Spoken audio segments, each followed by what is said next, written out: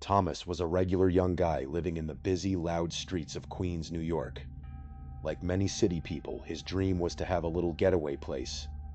He wanted somewhere quiet where he could escape the concrete jungle, especially during the winter because he absolutely loved to snowboard. So, when he came across a listing for a cheap mobile home in the Hudson Valley, he did not hesitate. He bought it almost immediately. To be honest, the place was a total shack. It had 2 tiny bedrooms, a small living room, a kitchen, and a single bathroom. But it sat on 2 beautiful acres of land, giving him plenty of space and privacy. The best part was that it was only a 10-minute drive from a mountain where he loved to snowboard. It seemed like the perfect mountain escape. His first weekend there, Thomas brought his family along to help him decorate and make the place livable.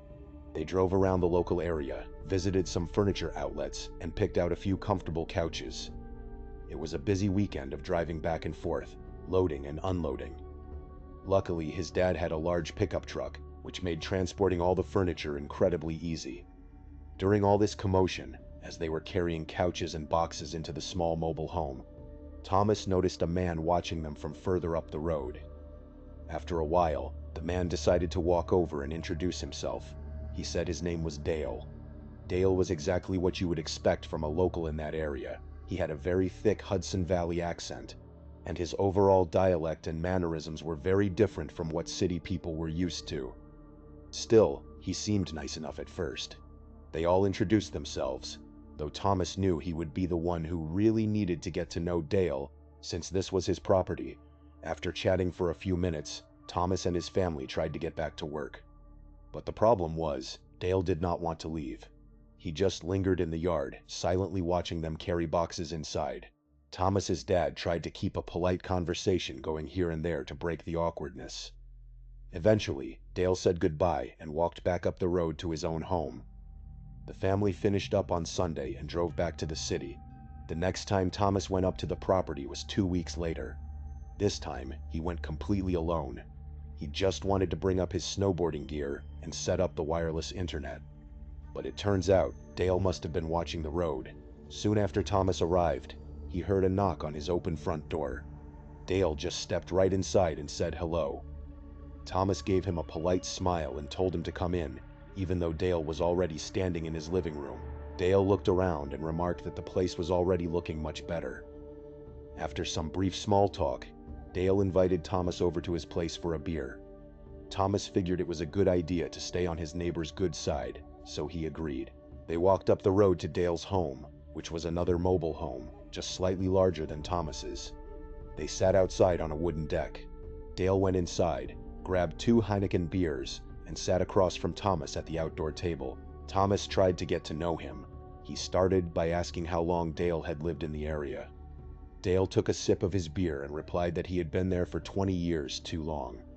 Thomas tried to keep the conversation light, but Dale kept giving these incredibly pessimistic, negative answers to every question. It really set a weird, dark tone for the afternoon. Then, Dale started asking Thomas questions. He wanted to know where exactly Thomas was from and what brought him to this quiet mountain town. Thomas explained that he was from Queens and that he just wanted a quiet place to relax and go snowboarding. This answer did not sit well with Dale. His attitude shifted instantly. He started going on a massive, angry rant about how city people were coming up north, polluting the land, littering everywhere, and ruining the local way of life. Thomas tried to defend himself and other city folk, keeping his voice calm and polite. But Dale was getting incredibly heated. He started raising his voice, waving his half-empty beer bottle around. The argument spiraled completely out of control. Suddenly, Dale looked Thomas dead in the eye and said, "I do not know why all of you cannot just stay where you belong." At that point, Thomas realized there was no reasoning with this man. He stood up, kept a polite smile on his face, and said he should probably head back. He thanked Dale for the beer and walked away. Dale did not say anything. He just stared down at his bottle. But when Thomas was about 100 feet down the road, Dale suddenly screamed out, "I am sorry." Thomas looked back, gave him a quick thumbs up, and kept walking. But inside, he was horrified. He tried to tell himself that living alone in the woods for 20 years had just made Dale lose his social skills, but he could not shake the bad feeling. That night, Thomas was laying on his thin mattress on the floor, watching a movie on his laptop screen. The woods outside were pitch black. Suddenly, he heard a voice. It was coming from right outside his window. It sounded like a man talking to himself, muttering and cursing under his breath. Thomas crept over to the window and looked out, but it was simply too dark to see anything. The property was surrounded by thick woods, making it incredibly creepy. The next day around noon, Thomas heard a loud knocking on his door. He knew it was Dale because he could hear Dale calling his name. Thomas did not want to deal with him, so he stayed completely quiet in his bedroom. Dale kept knocking for 5 straight minutes. At one point, Dale yelled, "I know you are in there. Your car is parked outside." This completely freaked Thomas out. It was incredibly obsessive behavior. Eventually, Dale walked away, but Thomas was too scared to even go outside for the rest of the day. After dinner, Thomas tried to relax by watching another movie, but for the second night in a row, he heard the voice outside.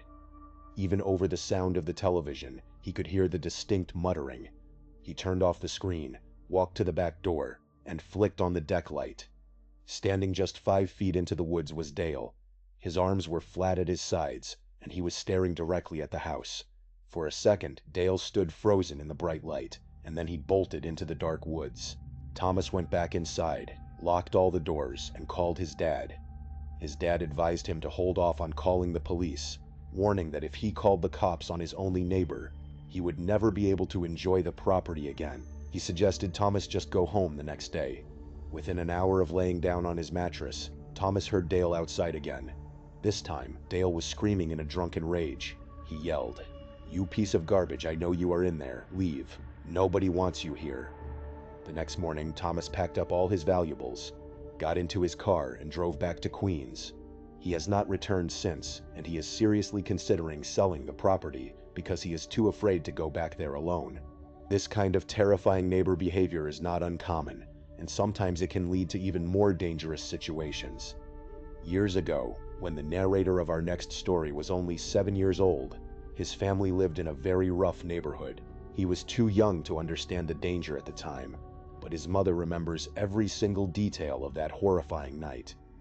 It was a regular evening, and his father was away on one of his frequent business trips. The mother was home alone with her 3 young children. Around midnight, a sudden, heavy knocking on the front door woke her up. She walked to the door and asked who it was, but there was no answer. She figured it was just some neighborhood kids playing a prank, so she went back to bed. But 30 minutes later, the knocking started again. This time, she crept to the window and looked out. The porch was completely empty. In a bad neighborhood like theirs, you could never assume it was just a harmless game. The mother began to panic. She went to her bedroom, grabbed her husband's loaded shotgun, and sat in the pitch-black living room, waiting. She did not wake her children because she did not want to frighten them. Soon, the knocking started for a 3rd time. She looked through the window again, but still saw no one. The mother decided she had to make a firm stand. She yelled through the thick door that she was going to call the police, and that if anyone tried to break in, she would shoot them. This threat apparently worked, because the knocking stopped. She called the police, and at about 2 in the morning, officers finally arrived.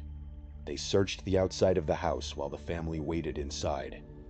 When they finished, they knocked on the door and asked the mother if a 4-foot piece of rusted barbed wire found on the porch belonged to her.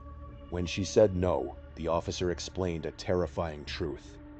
The intruder had been waiting with the barbed wire, intending to wrap it around her neck and strangle her the moment she opened the door. The police promised to keep a close watch on the house until morning.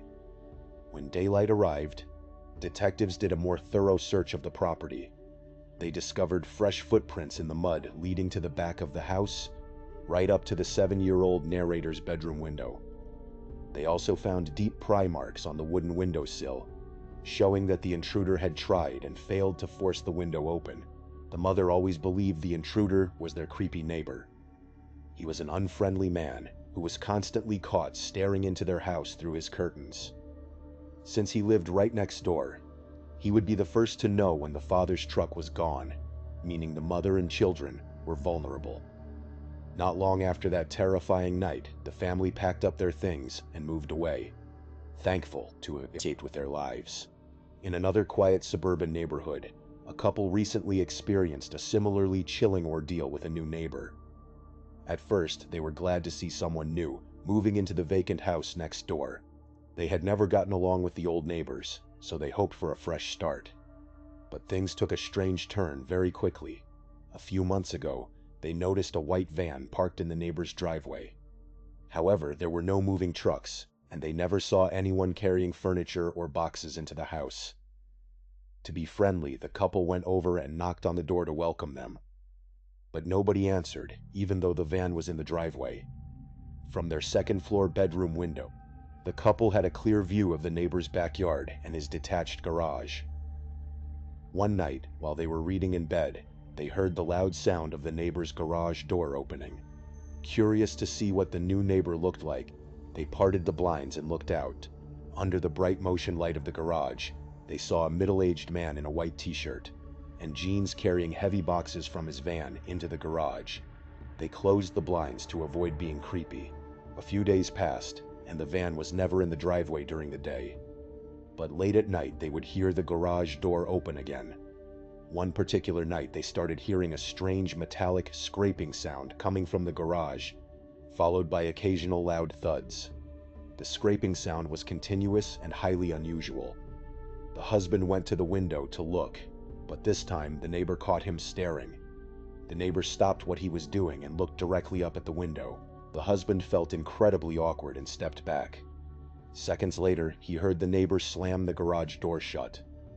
Feeling bad about the awkwardness, the husband decided to go outside and say a friendly hello to smooth things over. But as he approached the driveway, the neighbor got into his van, started the engine, backed out at high speed, and sped away into the night. The husband was left standing in the dark, feeling very uneasy. His curiosity got the better of him, and he walked into the neighbor's backyard toward the detached garage. As he stood near the side door, he heard a distinct, heavy thumping sound coming from inside. It sounded like something alive was moving around in there. Suddenly, his wife called his name from their upstairs window, asking what he was doing. He signaled her to be quiet and tried the garage door handle, but it was locked. He decided to head back inside and go to bed. Later that night, his wife shook him awake, whispering that she had heard their backyard gate open. The husband went to the window, but the yard was too dark to see anything. He went downstairs and saw that the neighbor's white van was back in the driveway. He walked to the back door, turned on the outdoor lights, and immediately heard the sound of someone sprinting away. A second later, the wooden gate slammed shut. The husband was terrified but angry. He ran out of the house and chased the intruder through the gate and out to the street, but the road was completely empty. He felt as though he was being watched from the dark shadows. The next day, he spoke with another neighbor named Gene. Gene told him that he had also been woken up by strange muffled noises coming from the new guy's garage. They agreed to text each other and investigate together the next time they heard anything unusual. On Saturday morning, the husband was opening his living room blinds when he saw the neighbor's white van in the driveway. He looked over at the house and froze. Standing perfectly still behind the window glass was the neighbor, staring directly at him. It looked as though he had been waiting there for the husband to open the blinds. They locked eyes in an unblinking, chilling stare for 20 seconds. The husband waved to break the tension, but the neighbor did not react at all. He just kept staring with a completely blank, dead expression. The husband called for his wife, but by the time she arrived, the neighbor had disappeared from the window. The husband decided he had had completely enough. He walked next door with his wife and knocked loudly on the front door, but nobody answered, even though they heard a loud slam from inside. He went to Gene's house to talk, and Gene asked if he had seen his text messages. Gene explained that the night before, he had heard a distinct, muffled crying sound coming from the direction of the new neighbor's garage. It sounded like someone was trapped inside. They went back to the neighbor's house with Gene, but still, no one would open the door. The very next day, the white van disappeared, and it has not returned for almost 2 weeks. The couple still wakes up in the middle of the night, convinced they hear strange scratching noises in their yard. They do not even know the man's name, but they are terrified of what he was keeping in that locked garage. They are currently preparing to contact the authorities, hoping to finally uncover the dark secret hidden right next door. Thank you so much for watching. Let me know what you thought of today's episode in the comments. And remember, we have a whole playlist of true crime episodes ready for you to binge right now. Until next time. See ya. I want to take you back to a spring break trip that happened about 4 years ago. My girlfriend Anna and I had been talking about doing something really low-key. Anna had been working incredibly hard at her job, and she was completely burnt out. For months, she had been bringing up the idea of renting a cabin in the woods. She just wanted to disappear for a few days with absolutely no obligations, no emails, and no phone calls. It sounded like the perfect escape. At the time, her younger brother Hunter was on his spring break from college, and he was staying with us at our apartment anyway. Since he was already there and did not have any plans, we figured it would be fun to invite him along. I went online and started searching for rental properties in the region. After scrolling through dozens of overpriced listings, I finally stumbled upon a place that seemed too good to be true. It was a rustic cabin located deep in the dense woods, far away from any major towns. What caught my eye was the price. It was cheaper than it had any right to be, especially during the peak of spring break season. I remember thinking about that briefly, wondering why the owner was charging so little, but then I just shrugged it off and booked it. I assumed the owner was just desperate to fill the dates. We packed our bags, loaded up the car, and set out on Friday afternoon. We arrived at the cabin on Friday night right around dinner time. As we pulled off the main highway and onto a narrow, unpaved gravel road, the trees seemed to close in around us. The place felt genuinely cut off from the rest of civilization. Once we parked the car in the dirt driveway, I realized that you could not even see the road we had just driven on from the front porch. The foliage was just too thick. At the time, I actually liked that feeling of total isolation. It felt like we had achieved exactly what Anna wanted. But then, as we were unloading our bags from the trunk, Hunter noticed something. There was an old wooden outbuilding off to the side of the property. It looked like a large, weathered tool shed. Hunter walked over to it out of curiosity, and noticed there was a heavy padlock securing the door. He played with the lock for a second, turning it over in his hand, and then he looked back at me. He said the lock looked brand new, like it had been swapped out very recently. It stood out because the shed itself was practically rotting, but the lock was shiny and modern. I told him it was probably just the owner keeping some expensive maintenance equipment or tools in there. We did not really think much of it at the time. It was getting dark and cold, so we headed inside the cabin and immediately started making dinner. That first night was completely fine. We cooked a nice meal, had a few drinks on the porch, and talked about nothing in particular. We decided to go to bed pretty early because we were all exhausted from the long drive. I cannot remember the exact time, but it started lightly raining at some point after we turned off the lights. The woods around the cabin were incredibly loud, which was a major surprise to me.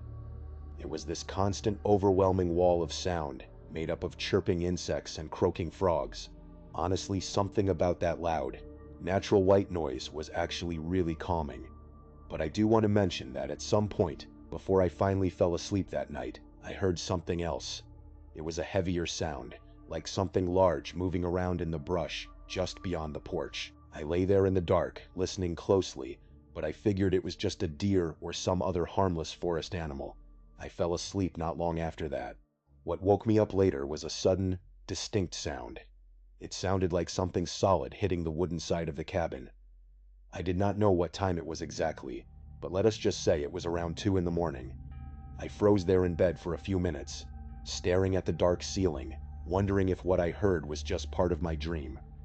I did not want to react too quickly and wake up Anna, but right when I was about to convince myself to try falling back asleep, I heard another thump. It was identical to the first one, and it came from the exact same spot on the outer wall. I rolled over to see if Anna was awake, but she was still sound asleep beside me, so it was up to me to investigate. I really did not want to get out of bed, but I knew that if there was a bear poking around our trash or scratching at the walls, it would be much better to know about it. I reluctantly got out of bed, trying to be as quiet as possible, and grabbed one of our heavy-duty flashlights from our travel bag. I did not want to go outside into the cold rain, so I went to the window first. The outdoor visibility through the cabin windows was very limited because of the dark and the condensation on the glass.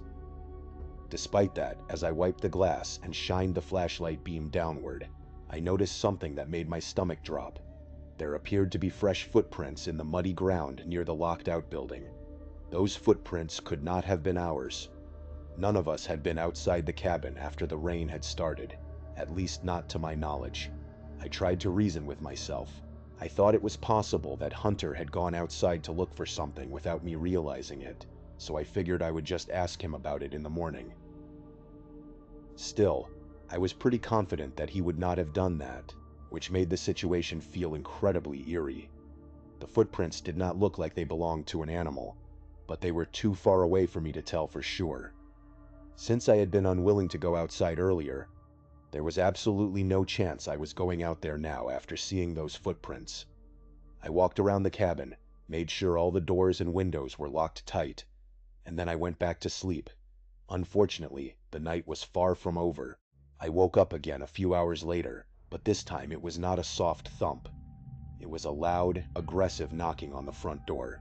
Hearing that loud knocking in the pitch black of the night is one of the most terrifying things I can imagine. It instantly meant there was a stranger standing right on our porch, and it got my heart racing. I looked at the clock. It was 4 in the morning. I could not think of a single good reason why someone would be knocking on a cabin door in the middle of nowhere at that hour. The loud noise woke up Anna, and she was instantly terrified, far more scared than I was. I knew I had to do something, so I stood up and walked slowly toward the front door. Before I could even announce myself or ask who was there, the person on the other side spoke up. He said he was a forest ranger. He claimed there had been some kind of emergency incident in the immediate area and that he was performing a welfare check on all the cabins. I paused for a long moment before responding. I was frozen by fear, but it was obvious he already knew someone was inside, because he could probably see the faint glow of our flashlight. I kept the door locked and told him through the wood that we were all good and did not need to be checked up on. I told him we just wanted to get back to sleep. I thought that would make him leave, and there was a long pause on the other side of the door. But instead of walking away, he said he would still need us to open the door, so he could ask us a few quick questions. At that exact moment, I became intensely suspicious. I was almost fully confident that the person on the other side of that door was not any kind of law enforcement. By this point, Hunter had been woken up by the talking and was standing right behind me in the dark hallway. I turned around and whispered to him to call the police immediately. I told him I would try to stall the guy at the door for as long as I could. I went back and forth with the man outside, giving him vague, polite answers without letting him know that I suspected him of lying. After a brief back and forth, Hunter walked back up to me. His face was completely pale. He whispered that the police dispatcher told him there were absolutely no forest rangers dispatched to our area tonight. That was exactly what I had suspected, but hearing Hunter actually say those words out loud made my heart rate spike. I was downright panicking at that point. It was 4 in the morning. We were truly in the middle of nowhere, and some strange man was banging on our door pretending to be an officer. I do not know how, but it felt like the person on the porch could sense my fear through the door. His tone changed completely. He raised his voice and started banging on the door much harder, causing the wooden frame to rattle. I yelled back at him, telling him that I was not going to open the door, and that I was not going to answer any more of his questions. That only seemed to make him furious. He started demanding that I open the door right now, threatening to kick it down and telling me that I would be arrested for failing to comply with an officer. That is when Anna couldn't take it anymore and screamed at him to go away. Her scream only seemed to escalate things. The man started violently kicking the front door. When the lock held and the door did not give way, he stomped off the porch and started walking around the perimeter of the cabin. I turned and yelled at Anna to go lock herself in the bathroom, which she did immediately. Hunter and I ran to the kitchen and grabbed the biggest knives we could find. We stood in the dark, tracking the heavy sound of his footsteps as he walked around the outside of the cabin. I was beyond terrified, but I knew I had to prepare for a physical fight. This guy clearly meant us harm, and he was actively trying to break in. Before I could even process what to do next, one of the side windows shattered into a million pieces. The sound of the glass breaking was incredibly loud in the small cabin. The guy had thrown a heavy rock right through it. I braced myself, fully expecting him to climb through the broken frame, and I held the knife tight. It was the tensest, most terrifying moment of my entire life. We stood there staring at the broken window, waiting for a face to appear, but nothing happened. After what felt like an eternity of silence, I finally heard the distant, beautiful sound of police sirens approaching through the woods. I will fast forward through the next part of that night. The police arrived and searched the surrounding property with their flashlights, but miraculously, they could not find the guy. He had vanished into the thick woods before they got there. Hunter was absolutely furious. He was practically yelling at the officers, telling them that the freak had been standing right on our property less than a minute before they pulled up, so he had to be close by. But the officers just sighed and said there was not much they could do in the dark forest. They advised us to just pack up our things and leave immediately. So that is exactly what we did. We did not have much of a choice anyway, with a shattered window and a maniac on the loose. As we drove away, Hunter could not stop talking about how incompetent the officers were being. But as the adrenaline started to wear off and we got further down the road, I realized how truly insane the whole situation was. For someone to even know about that isolated cabin in the first place was so unlikely. It felt like they had planned it. What they actually wanted from us remains a complete mystery to this day, and it is an extremely uncomfortable and unsettling memory that I still cannot shake. Now, you might think that a remote cabin in the dark woods is the only place where these kinds of terrifying traps are set. But the truth is, even in the middle of a crowded, sunlit tourist destination, you are never truly safe. This next story happened back in 2016, when I was a senior in college. I was a member of a fraternity called Tau Kappa Epsilon, and one of the biggest traditions that came with Greek life at our school was spending spring break with your brothers and whatever sororities we were friendly with. The groups we traveled with were typically huge, usually 30 or 40 people, and everyone would pack into the exact same rental property or resort for the entire week. I will not say it was the most wholesome experience you could have in your early 20s, but I also won't pretend that I did not have a ridiculous amount of fun doing it. That particular year, our spring break destination was Acapulco, Mexico. I do not remember whose idea it was originally, but within a few weeks, we had about 40 people booked at this large resort right on the Pacific coast. The main character of this story is not actually me, though. It is my close friend Sahil.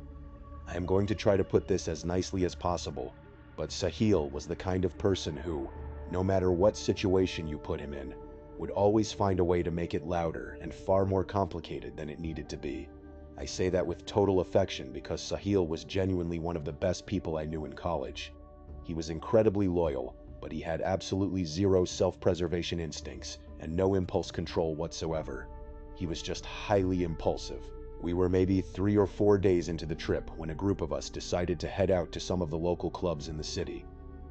It was a great time, and everyone was dancing and drinking, right up until Sahil, true to form, started scanning the crowded room, looking for someone who could get him something illegal. He wanted something much stronger than whatever was in his cocktail glass. I am not going to spell out exactly what he was looking for, but it should not be too hard to connect the dots. It was an incredibly terrible idea. We were in a foreign country, in a major city with a reputation that was not exactly clean, and absolutely nobody in our group spoke a word of Spanish. I grabbed Sahil by the shoulder and told him to drop it. A couple of the other guys in the fraternity told him the exact same thing. Sahil nodded and said he would drop it, but I knew him too well. I knew he wouldn't. We kept a close eye on him for a while, but the club was genuinely enormous and packed shoulder to shoulder with tourists. After a while, we naturally stopped tracking where he was at every second. He was a grown man, and I was not about to waste my entire night babysitting him when I wanted to have fun too. I figured he was just somewhere in the crowd dancing. Sahil disappearing into a crowd was not an unusual thing at all. I went about my night, laughing with my other friends, and had a great time. But as the night went on, Sahil never turned up. The later it got, the more unusual it seemed. I do not remember what exact moment triggered the shift, but one second we were all drinking and partying, and the next second we all looked around and realized Sahil was nowhere to be found. We started frantically trying to contact him. He was not answering anyone's text messages, and when we tried calling his phone, it went straight to voicemail. That meant his phone was completely dead, which was a very bad sign. Sahil might have been a wild guy, but he was an absolute freak when it came to organization. He never let his phone die, especially not in a foreign country. After waiting around for a bit longer, we made the collective decision to leave the club. We reasoned that he had probably just headed back to the resort on his own, and that we would find him passed out in his hotel bed. The sidewalk outside the club was an absolute mess of hundreds of people trying to flag down cabs all at once. Because of the crowd, a few of us decided to walk about a block and a half away from the noise before pulling out our phones to call a driver. It was probably around 1 o'clock in the morning. We were just standing there on a dimly lit street corner waiting for our ride, when we saw a figure stumbling toward us out of the darkness. It was Sahil. We ran up to him, and it was immediately obvious that something seriously bad had happened to him. He was a complete physical wreck. His shirt was torn almost fully off his body. His face was swollen and bleeding, and he was limping heavily. We quickly got him into the car when our driver arrived and rushed him back to the safety of our resort. A couple of the guys kept asking him what happened on the ride back, but Sahil just kept shaking his head, saying he would explain everything once we got to the room. Once we were safely inside one of our hotel rooms, Sahil finally sat down on the bed and started talking. He told us that he had found a guy near the bar, a short Mexican man who did not speak much English. The guy had a friend standing with him who was acting as a translator. Sahil made it clear what he was looking to buy, and the short guy understood immediately.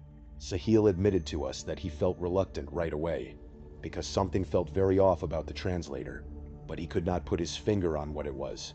Then, the short guy pulled out a small sample of the substance and offered it to Sahil right there.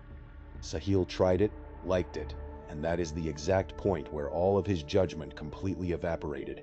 The short guy told Sahil that he could not do the actual business transaction inside the crowded club, and told Sahil to come outside with him to his car. Sahil knew deep down that he should not go, but because of his lack of impulse control, he went anyway. They walked out of a side exit, and there was a dark car waiting just outside the door.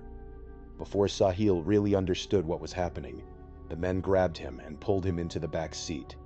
The car immediately sped off.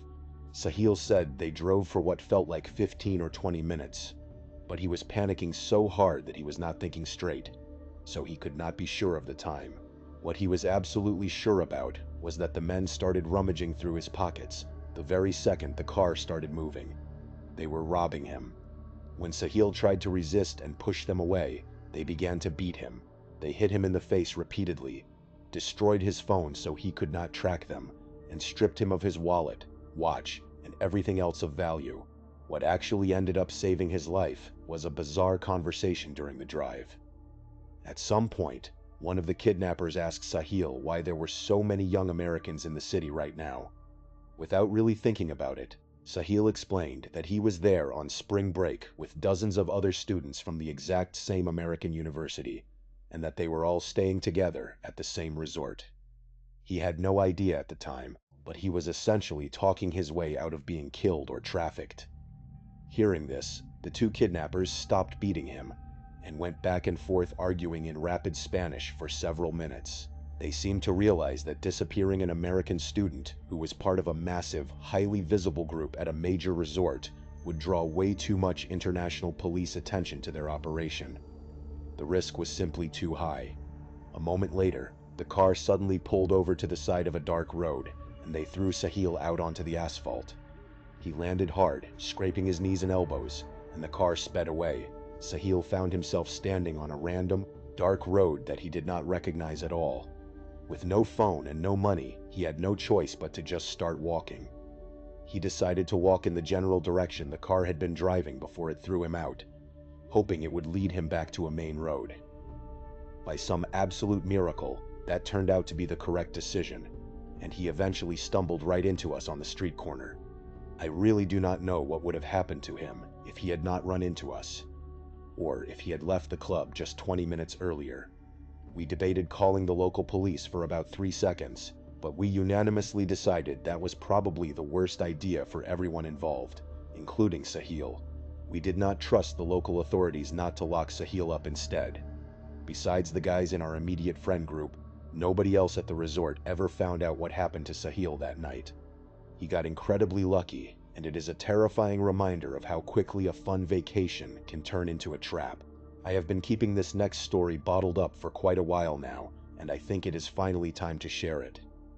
This happened during the spring break of my junior year of college. I graduated quite a while ago, so we are going back a few years here. Before I begin, I should mention that I am naturally a very paranoid person. Ever since I was a kid, I have been observant, skeptical, and highly cynical. Honestly, those are not the healthiest personality traits to have. I end up spending a lot of my free time overthinking situations and worrying about things that probably do not matter, but I just cannot control it. My girlfriend at the time, Anna, had a close friend named Lena. Lena was the complete opposite of me. She was the type of girl who always knew where the party was, and she was plugged into every single group chat and social circle imaginable.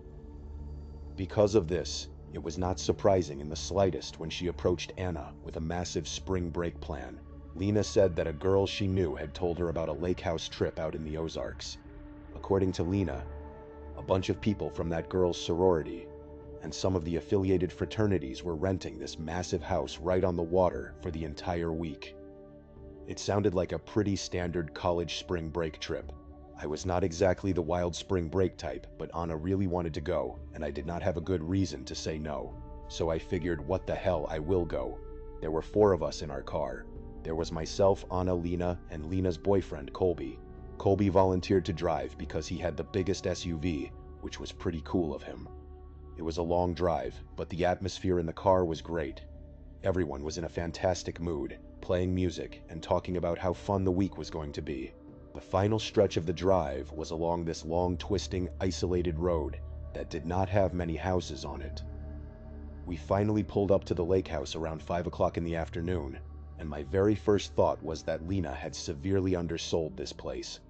The house was absolutely massive. It sat right on the edge of the lake with a huge wraparound wooden deck and a long private dock that went way out over the water. It was the kind of luxury house that makes you wonder what kind of incredibly wealthy person actually owns it. The second thing I noticed was that there were way more cars parked in front of the house than I had been expecting. Lena had made it sound like there would only be 15 to 20 people there, but as we pulled up, I counted at least 25 cars parked in the grass lot next to the house, and there were even more cars parked further down the side of the narrow road because there was no room left in the driveway. Because of the crowd, Colby had to park his SUV quite a distance down the road.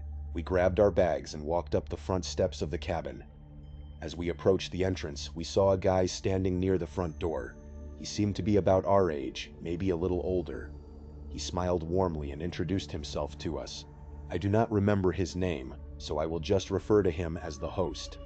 He seemed friendly enough, but the very first thing I clocked about him, thanks to my paranoid nature, was that his speech sounded completely rehearsed. It felt like he had given this exact same welcome speech multiple times already that day.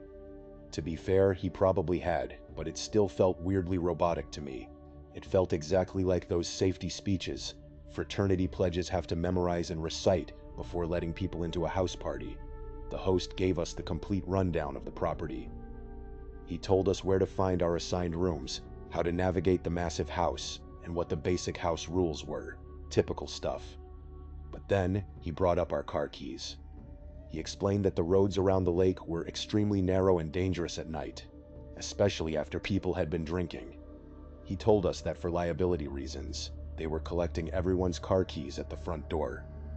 He had a whole little speech prepared about it, claiming it was just to keep everyone safe. Colby did not think much of it. He just shrugged and immediately handed his keys over to the host.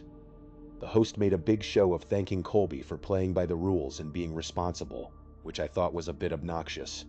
Then, he opened the front door to let us inside.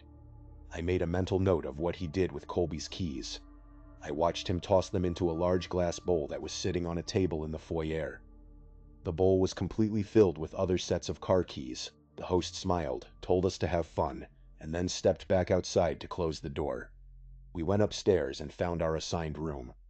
It had 2 double beds and a tiny balcony that overlooked the quiet lake. We quickly unpacked our bags and headed back downstairs to join the party.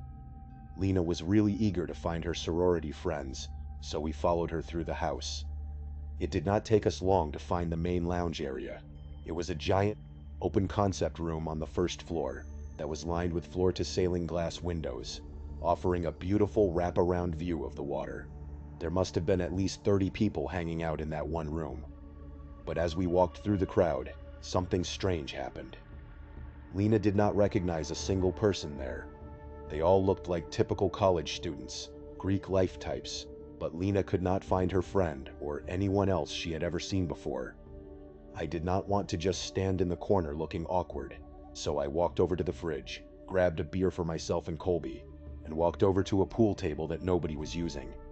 I have never had a hard time socializing with new people, so I did not really care that we did not know anyone. Colby did not seem to care either. We just played pool, drank, and enjoyed the music. Our girlfriends came over to join us a little later. Lena looked worried and said her friend still was not answering her phone calls or text messages. They seemed overly concerned about it, but Colby and I told them it was fine. We figured her friend was just busy partying somewhere else. Honestly, that first night was actually really fun. Colby and I socialized with a bunch of different people who all seemed really cool. Anna and Lena got along great with some of the girls, and there seemed to be an unlimited supply of alcohol and party games. But despite all the fun I was having, there was one specific thing that kept nagging at me. It was the host. He was not actually partying with anyone. Instead, he spent the entire night just walking slowly through the different rooms, occasionally talking to guests. My first thought was that he was just sober because he was managing the property, or maybe he was doing some other substances in a back room. But what really caught my attention was that I never once saw a drink in his hand. At one point, I saw him standing near the back door holding a physical clipboard with paper on it, and he was actively writing things down. It looked incredibly out of place at a wild college party. As I kept watching the crowd, I started to notice another strange dynamic. Most of the people at the party felt like total strangers who were just getting to know each other, which was what I expected. But there was a group of maybe 8 to 10 people who seemed to interact with each other very differently. At first, I assumed they were just a tight-knit group of friends who had traveled together. But then I noticed something weird. During group games, some of these same people would introduce themselves to each other as if they had never met before. Yet, when they thought nobody was looking, their body language showed they were clearly very familiar with one another. As more time passed, I also realized that the party was not one big cohesive group. Instead, the entire crowd was split into a bunch of tiny, isolated groups of 3 or 4 people, just like ours. Besides those 10 or so suspicious people, absolutely nobody knew anyone else outside of the small group they had arrived with. I mentioned this observation to Anna, but she just laughed and told me I was overthinking things as usual. She was pretty wasted at that point, so I decided not to push it. Lena's friend never showed up that night. The next morning, I woke up much earlier than everyone else. I went downstairs to the empty kitchen, made myself a cup of coffee, and walked out onto the deck to sit by myself. As I walked through the foyer, I noticed that the glass bowl filled with everyone's car keys was gone from the table, which I found a bit odd. I wanted some quiet time, so I chose to sit on the side of the house where I had a view of the driveway to my left and the lake to my right. It was actually very peaceful. Around mid-morning, I noticed a young couple I had seen the night before packing their bags into their car. They said polite goodbyes to a few people on the porch, got into their car, and drove down the road out of sight. Fast forward to later that night.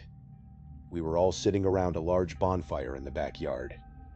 I was sitting next to Anna, chatting with some people, when I happened to glance across the fire toward the far end of the circle. There was a couple sitting together, slightly further back in the shadows, away from the light of the flames. Because the fire was between us, it was hard to get a clean look at them, but I kept staring. Suddenly, my heart skipped a beat. It was the exact same guy and girl I had watched pack up their bags and drive away that morning. I was dead certain of it. I leaned over and whispered to Anna, pointing them out. but Anna just gave me a confused look. She had not seen them leave in the morning, so she assumed I was just misremembering and getting them confused with some other guests. There was not much I could do to convince her, so I decided to investigate myself. I got up from the fire and walked through the house to the driveway. I remembered exactly what their car looked like, and I wanted to see if it was still parked there. When I got to the dirt lot, the car was gone. There was no sign of it. Despite this, I was absolutely positive that the couple sitting at the bonfire were the same people. But by the time I walked back to the backyard, they had disappeared. I searched the entire house, but I could not find them anywhere. It bugged me for the rest of the night. I did not bother telling Colby or Lena, and every time I brought it up to Anna, she told me I was being a psychotic buzzkill. The next morning, I made it a point to wake up really early again. I wanted to go for a walk down the road.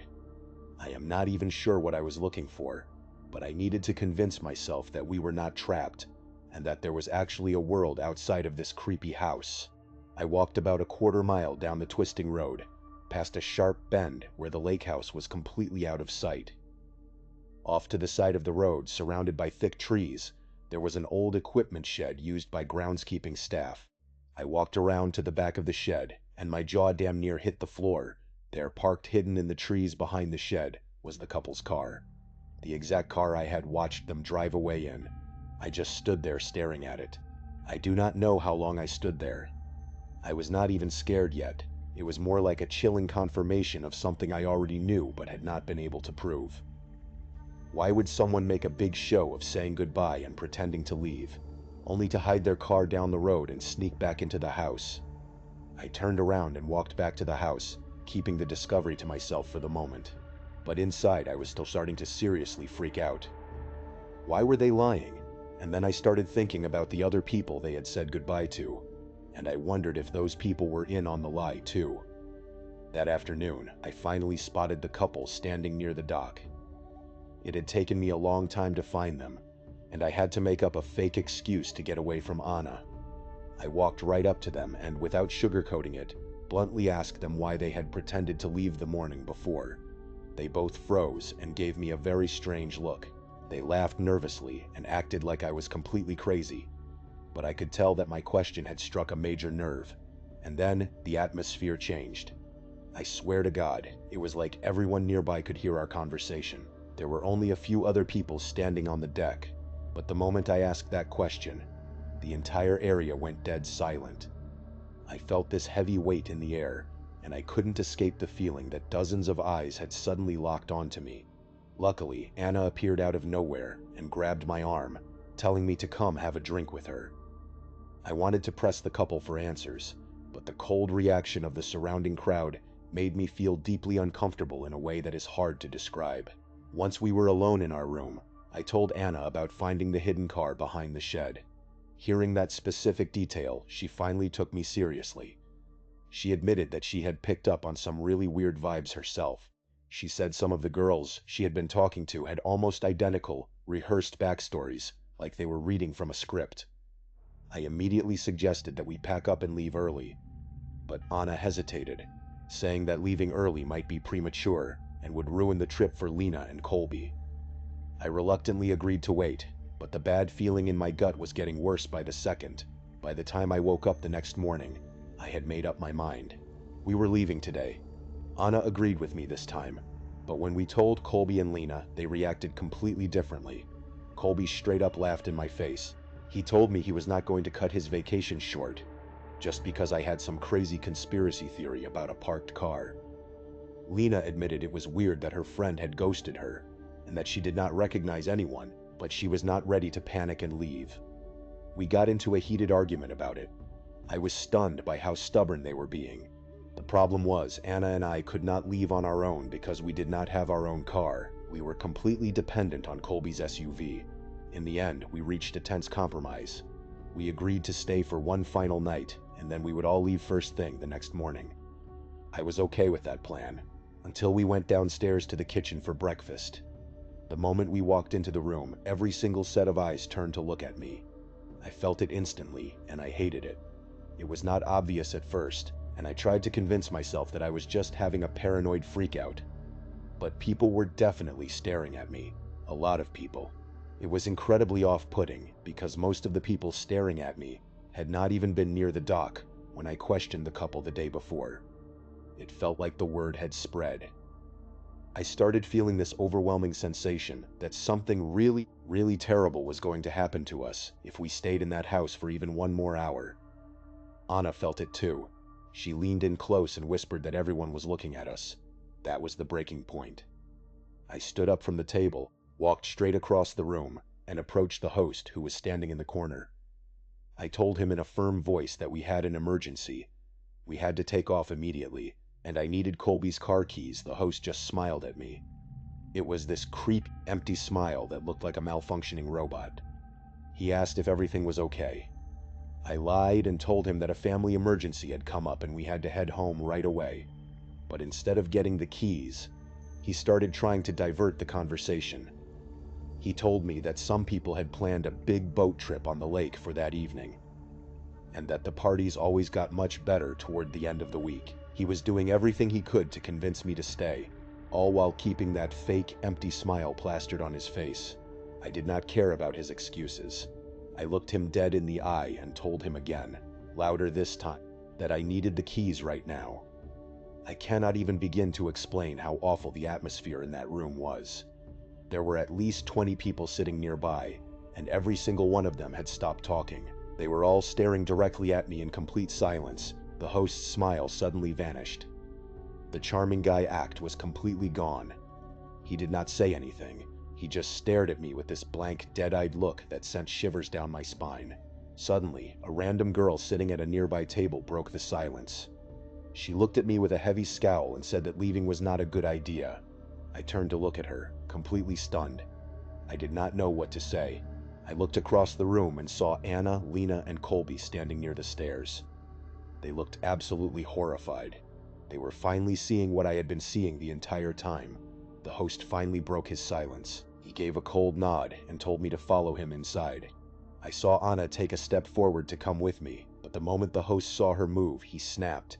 He put his hand up and yelled no in a loud, aggressive voice that genuinely startled everyone. It was almost violent.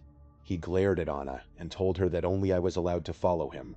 I told Anna to stay put, and I followed the host down a maze of dark hallways in the back of the house. We finally reached a small locked office. Inside, all of the guests' car keys were hanging on individual metal hooks on the wall. He did not even ask me which set of keys belonged to Colby's car. He just reached out, grabbed them off the hook, and handed them to me. He clearly already knew exactly which car was ours. I half expected him to attack me or try to block the door, but he just stood there. As he handed me the keys, he looked at me and said in a low, quiet voice that I was making a big mistake. I did not give a single damn what he thought. The second the keys touched my hand, I turned around and ran back to the main room. When I walked back into the lounge, the atmosphere had shifted again. The loud music had been turned back on, and people were laughing, drinking, and talking as if nothing had ever happened. It was incredibly freaky. Anna, Colby, and Lena were waiting for me in the exact same spot. I told them we were leaving right now. We ran upstairs, threw our clothes into our bags, and were packed and out of the house in less than 10 minutes. The entire time we were packing, my heart was pounding against my ribs. I was terrified that someone was going to block the stairs, or try to physically stop us from leaving. But nobody did, as Colby started up the SUV and began driving down the dirt road. I looked back at the house through the passenger window. What I saw was the most unsettling thing of the entire trip. There were about a dozen people standing in a perfectly straight line on the high wooden deck, silently watching our car drive away. They were not waving, they were not talking, they were just standing there like statues, tracking us with their eyes. I could also see several faces pressed against the glass windows of the house, watching us go. It pretty much confirmed every single suspicion I had. There was something deeply, deeply wrong with that house. For the rest of our spring break, Lena desperately tried to get in touch with the girl who had supposedly organized the entire trip. She called her phone, sent dozens of texts, and tried reaching out to her on every social media platform she could think of. But she got absolutely nothing back. Lena was starting to worry that something terrible had actually happened to her friend. It was not until we finally got back to our college campus the following week that Lena managed to track her friend down in person. And this is honestly the absolute craziest part of the entire story. It turned out that the girl's phone had been stolen about 2 weeks before spring break started. She had gotten a new phone and a new number, but she had not had a chance to update all of her contacts yet. The person who had texted Lena all those details about the lake house party, the person who had invited us and told us where to go, was not her friend at all. It was a complete stranger. Every single message had come from an imposter who was using a stolen phone. We talked about going to the police, but the problem was that we could not even articulate what crime had actually been committed against us. Technically, we had just gone to a weird party. Nobody had physically harmed us, and we had left of our own free will. On paper, nothing illegal had happened. But the feeling of that house, the hidden car, the rehearsed people, and the stolen phone invitation proved that it was a highly coordinated trap. I still lose sleep thinking about what would have happened to us if we had stayed for that one final night. Thank you so much for watching. Let me know what you thought of today's episode in the comments. And remember, we have a whole playlist of true crime episodes ready for you to binge right now. Until next time, see ya. Imagine moving to a new town right before your junior year of high school. That is exactly what happened to a student who transferred to Southern Lehigh High School in Pennsylvania. Being the new kid is incredibly difficult. Everyone already has their established friend groups, and trying to break into those social circles feels almost impossible. For this student, the worst part of the day was lunchtime. The school did not let juniors leave for lunch, so they had to eat in the cafeteria. It was a daily source of dread because nobody wants to wander around a crowded room holding a tray, looking for a place to sit, and feeling the judging eyes of hundreds of strangers. On the very first day of school, which happened to be a Friday, the student walked into the cafeteria. Every single table was completely packed. There was not even an option to sit alone. But as they scanned the room, they noticed one table in the far corner, with only 2 kids sitting at it. It looked like the least intimidating spot in the room. So they walked over and asked if they could sit there. The 2 kids looked at each other, and one of them simply said, "Yeah." They introduced themselves as Antonio and Bruno. They were identical twins. They seemed really friendly, and invited the new student to hang out with them after school. It seemed like a perfect opportunity to make friends, so they exchanged numbers. After school, the student went home to drop off their backpack. Soon a text message buzzed on their phone. It was from Bruno, telling them that he and his brother Antonio were planning on hanging out that evening.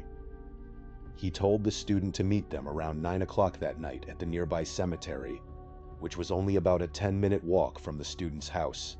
Bruno mentioned there was a cool hangout spot near there. Since the first day of school was on a Friday, they had the next day off. The student had nothing to do, so they replied that they were down. As the time came, Bruno texted one more time to confirm they were still meeting on the road by the cemetery, and the student said they were on their way. So the student began their walk in the dark. As they walked, they thought about the move and how bizarre it was to be walking to a cemetery at night to hang out with 2 kids they had literally just met. When they got to the road next to the cemetery, there was no sign of the twins. The student texted Bruno, asking where they were. Bruno started typing immediately. He replied that they were in the woods hanging by a small lake and wanted to show it to him. He promptly sent his location. The student pushed into the woods, using their phone's weak flashlight as their only light. Based on the location pin, it seemed like they were getting close. The student called out for Bruno and Antonio. Suddenly, the sound of footsteps broke the silence. These were definitely footsteps, and they were approaching. They were very low and slow. The student called out again, saying they better not be trying to scare them, but there was no reply, just those slow footsteps getting closer. The student realized this was stupid. They turned and started walking back toward the road. But as soon as they turned, those quiet footsteps became fast. Before the student could even react, someone lunged out of the darkness and dug their fingernails into the student's neck, choking them. In the chaos, a familiar voice screamed out of the dark, telling the other to grab him. It was one of the twins. Adrenaline surged through the student's body. They managed to break free from the chokehold and sprinted toward the road. They could hear the twins chasing closely behind them through the brush, following them all the way to the tree line. Fortunately, the student was faster and could run for miles. They ran straight home and told their parents what had happened. The parents were furious. The student's neck was covered in red scratch marks from where the fingers had dug in. They decided the best course of action was to take photos of the injuries and report the incident to Southern Lehigh High School the next day. Armed with the photos and the text messages from Bruno, the family met with the administration. The evidence was undeniable, and both Antonio and Bruno were promptly expelled. The parents made the student block both of the twins' numbers. The student did not argue with that decision, but the parents wanted to make sure these kids did not know where they lived, and the student told them they did not, as far as they knew. But the nightmare was far from over. About a week later, the student woke up in the middle of the night because their bedroom felt freezing cold.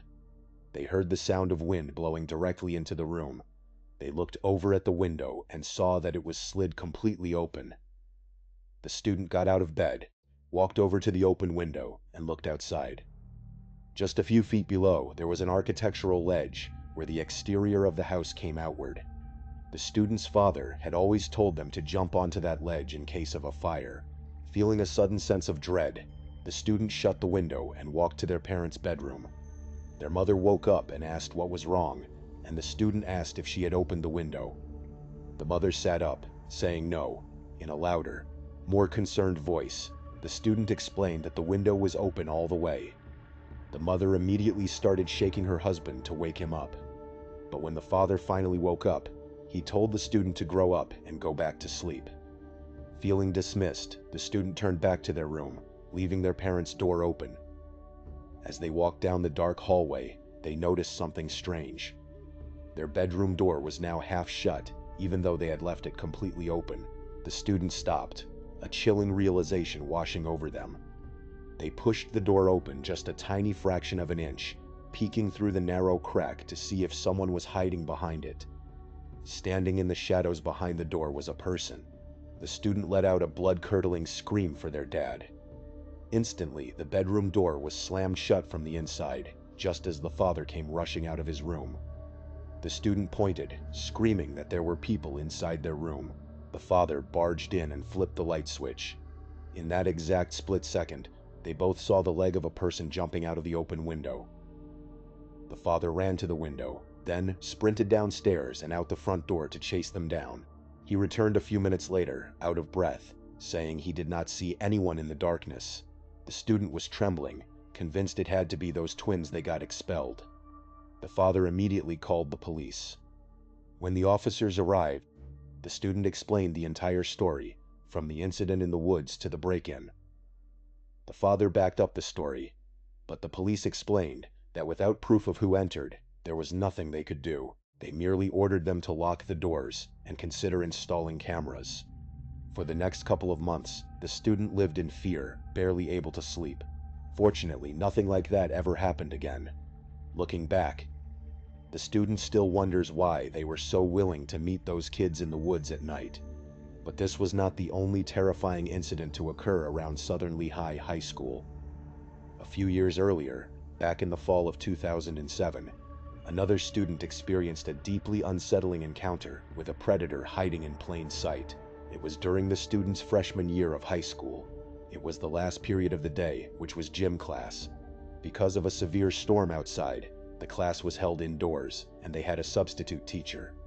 The sub was an older man, maybe 55 to 60 years old, with graying hair.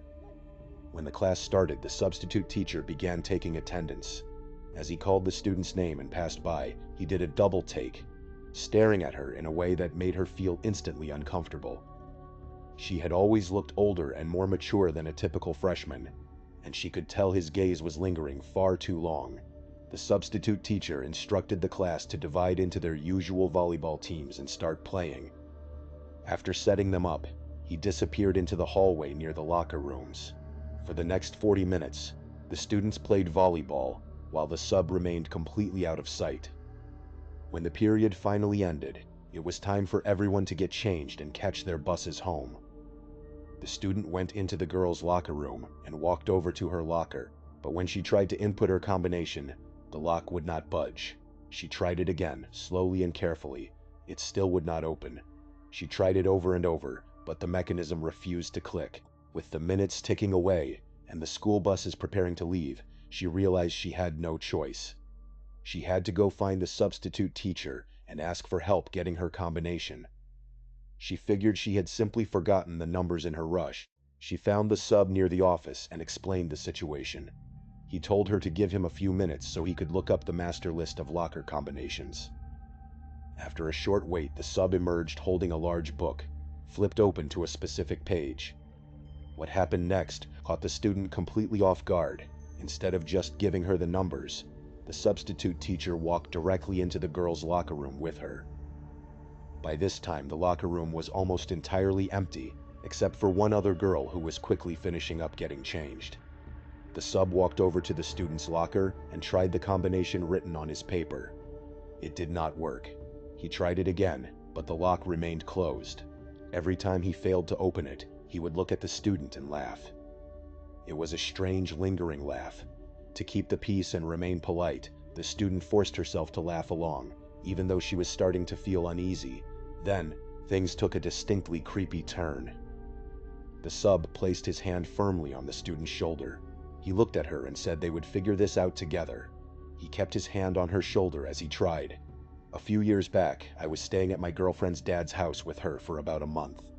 The house was situated in a beautiful but isolated spot, right between a massive lake and a huge stretch of deep, dense woods. Her dad owned many acres of this land, including a large section of those woods. Because it was so quiet and secluded, her dad had cleared this very narrow path through the trees. It was not a paved trail, just a narrow clearing where the brush had been cut back. I liked walking through that clearing to clear my head and get some fresh air. One day, a really strange, heavy fog rolled in. It felt unnaturally thick, almost like a heavy blanket sitting over the entire landscape. I decided to go for a quick walk anyway. I put on my favorite hiking boots and told my girlfriend I would be back in a little while. She did not like walking in the woods, especially when it was gloomy, so I always went alone. As I stepped onto the narrow path and walked into the trees, I realized just how dense the fog actually was. I could barely see 15 feet in front of me. I had not seen a fog like this in years, and I have not seen anything like it since. But I was not worried because as long as I stayed on the path, I would easily find my way back. So I started walking deeper into the woods. After a few minutes, I started hearing something strange. It sounded like my footsteps were being mirrored. Every time my boot hit the ground, there was a second, synchronized crunch right after it. I stopped walking and stood there, listening closely. This was private property, so nobody else should have been out there. I kept my voice calm and called out a quick hello. I did not get any reply, and the woods went completely silent. I figured maybe it was just an echo or some small animal, so I kept going. The vibe in the woods was incredibly eerie. The thick gray fog was floating between the dark tree trunks, and the only sounds were the crunch of my boots and the evening crickets. It felt peaceful at first, but then I heard a sound that made my stomach drop. It was a low, painful moaning noise. It sounded exactly like an elderly man groaning in deep discomfort. At that point, I knew I was not alone. It sounded like someone was seriously hurt. I started walking off the path toward the sound, calling out hello again. I stopped and tried to sharpen my senses, squinting through the gray mist. That was when I saw a figure. It was standing just far enough away in the fog that I could only see a dark, tall shape. I could not make out any facial features, just a very tall silhouette, and that figure was the source of the painful moaning sounds.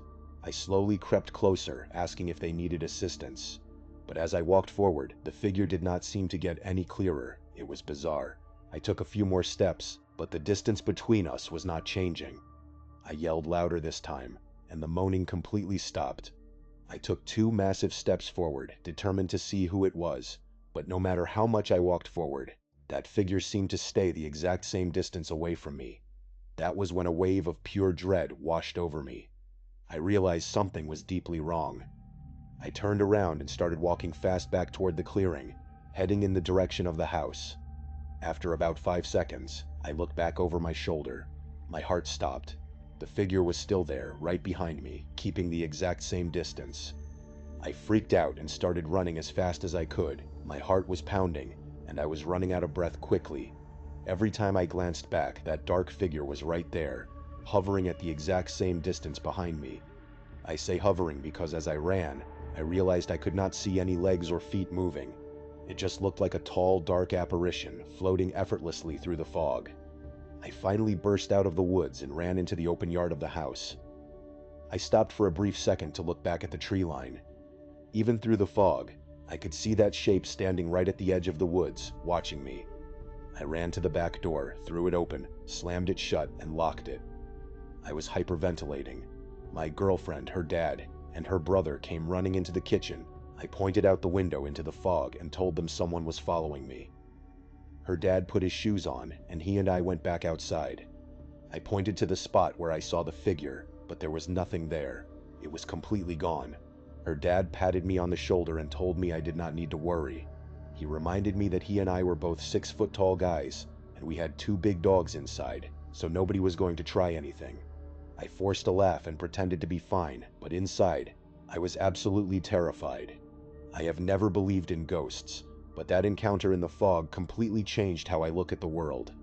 To this day, just thinking about that floating figure sends shivers straight down my spine. A few years after that experience, I was in the process of moving from my parents' place in Staten Island to my new apartment in Manhattan. Because buying brand new furniture is incredibly expensive, I was using apps like Craigslist and Let Go to find secondhand pieces. I had already secured the apartment, but I was still spending most of my nights at my parents' house while I finished setting everything up. One afternoon, I was browsing the Let Go app and came across a beautiful wooden dresser. It was listed for a really low price, and it matched the rest of my bedroom furniture perfectly. I immediately messaged the seller, a guy who went by the name of Jake. Jake was incredibly quick to respond. We agreed to meet up that very night. But there was a catch. Jake told me he worked late shifts, so the only time he could meet was after 10 o'clock at night.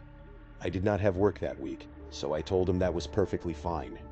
We set the meeting time for 10:30 p.m.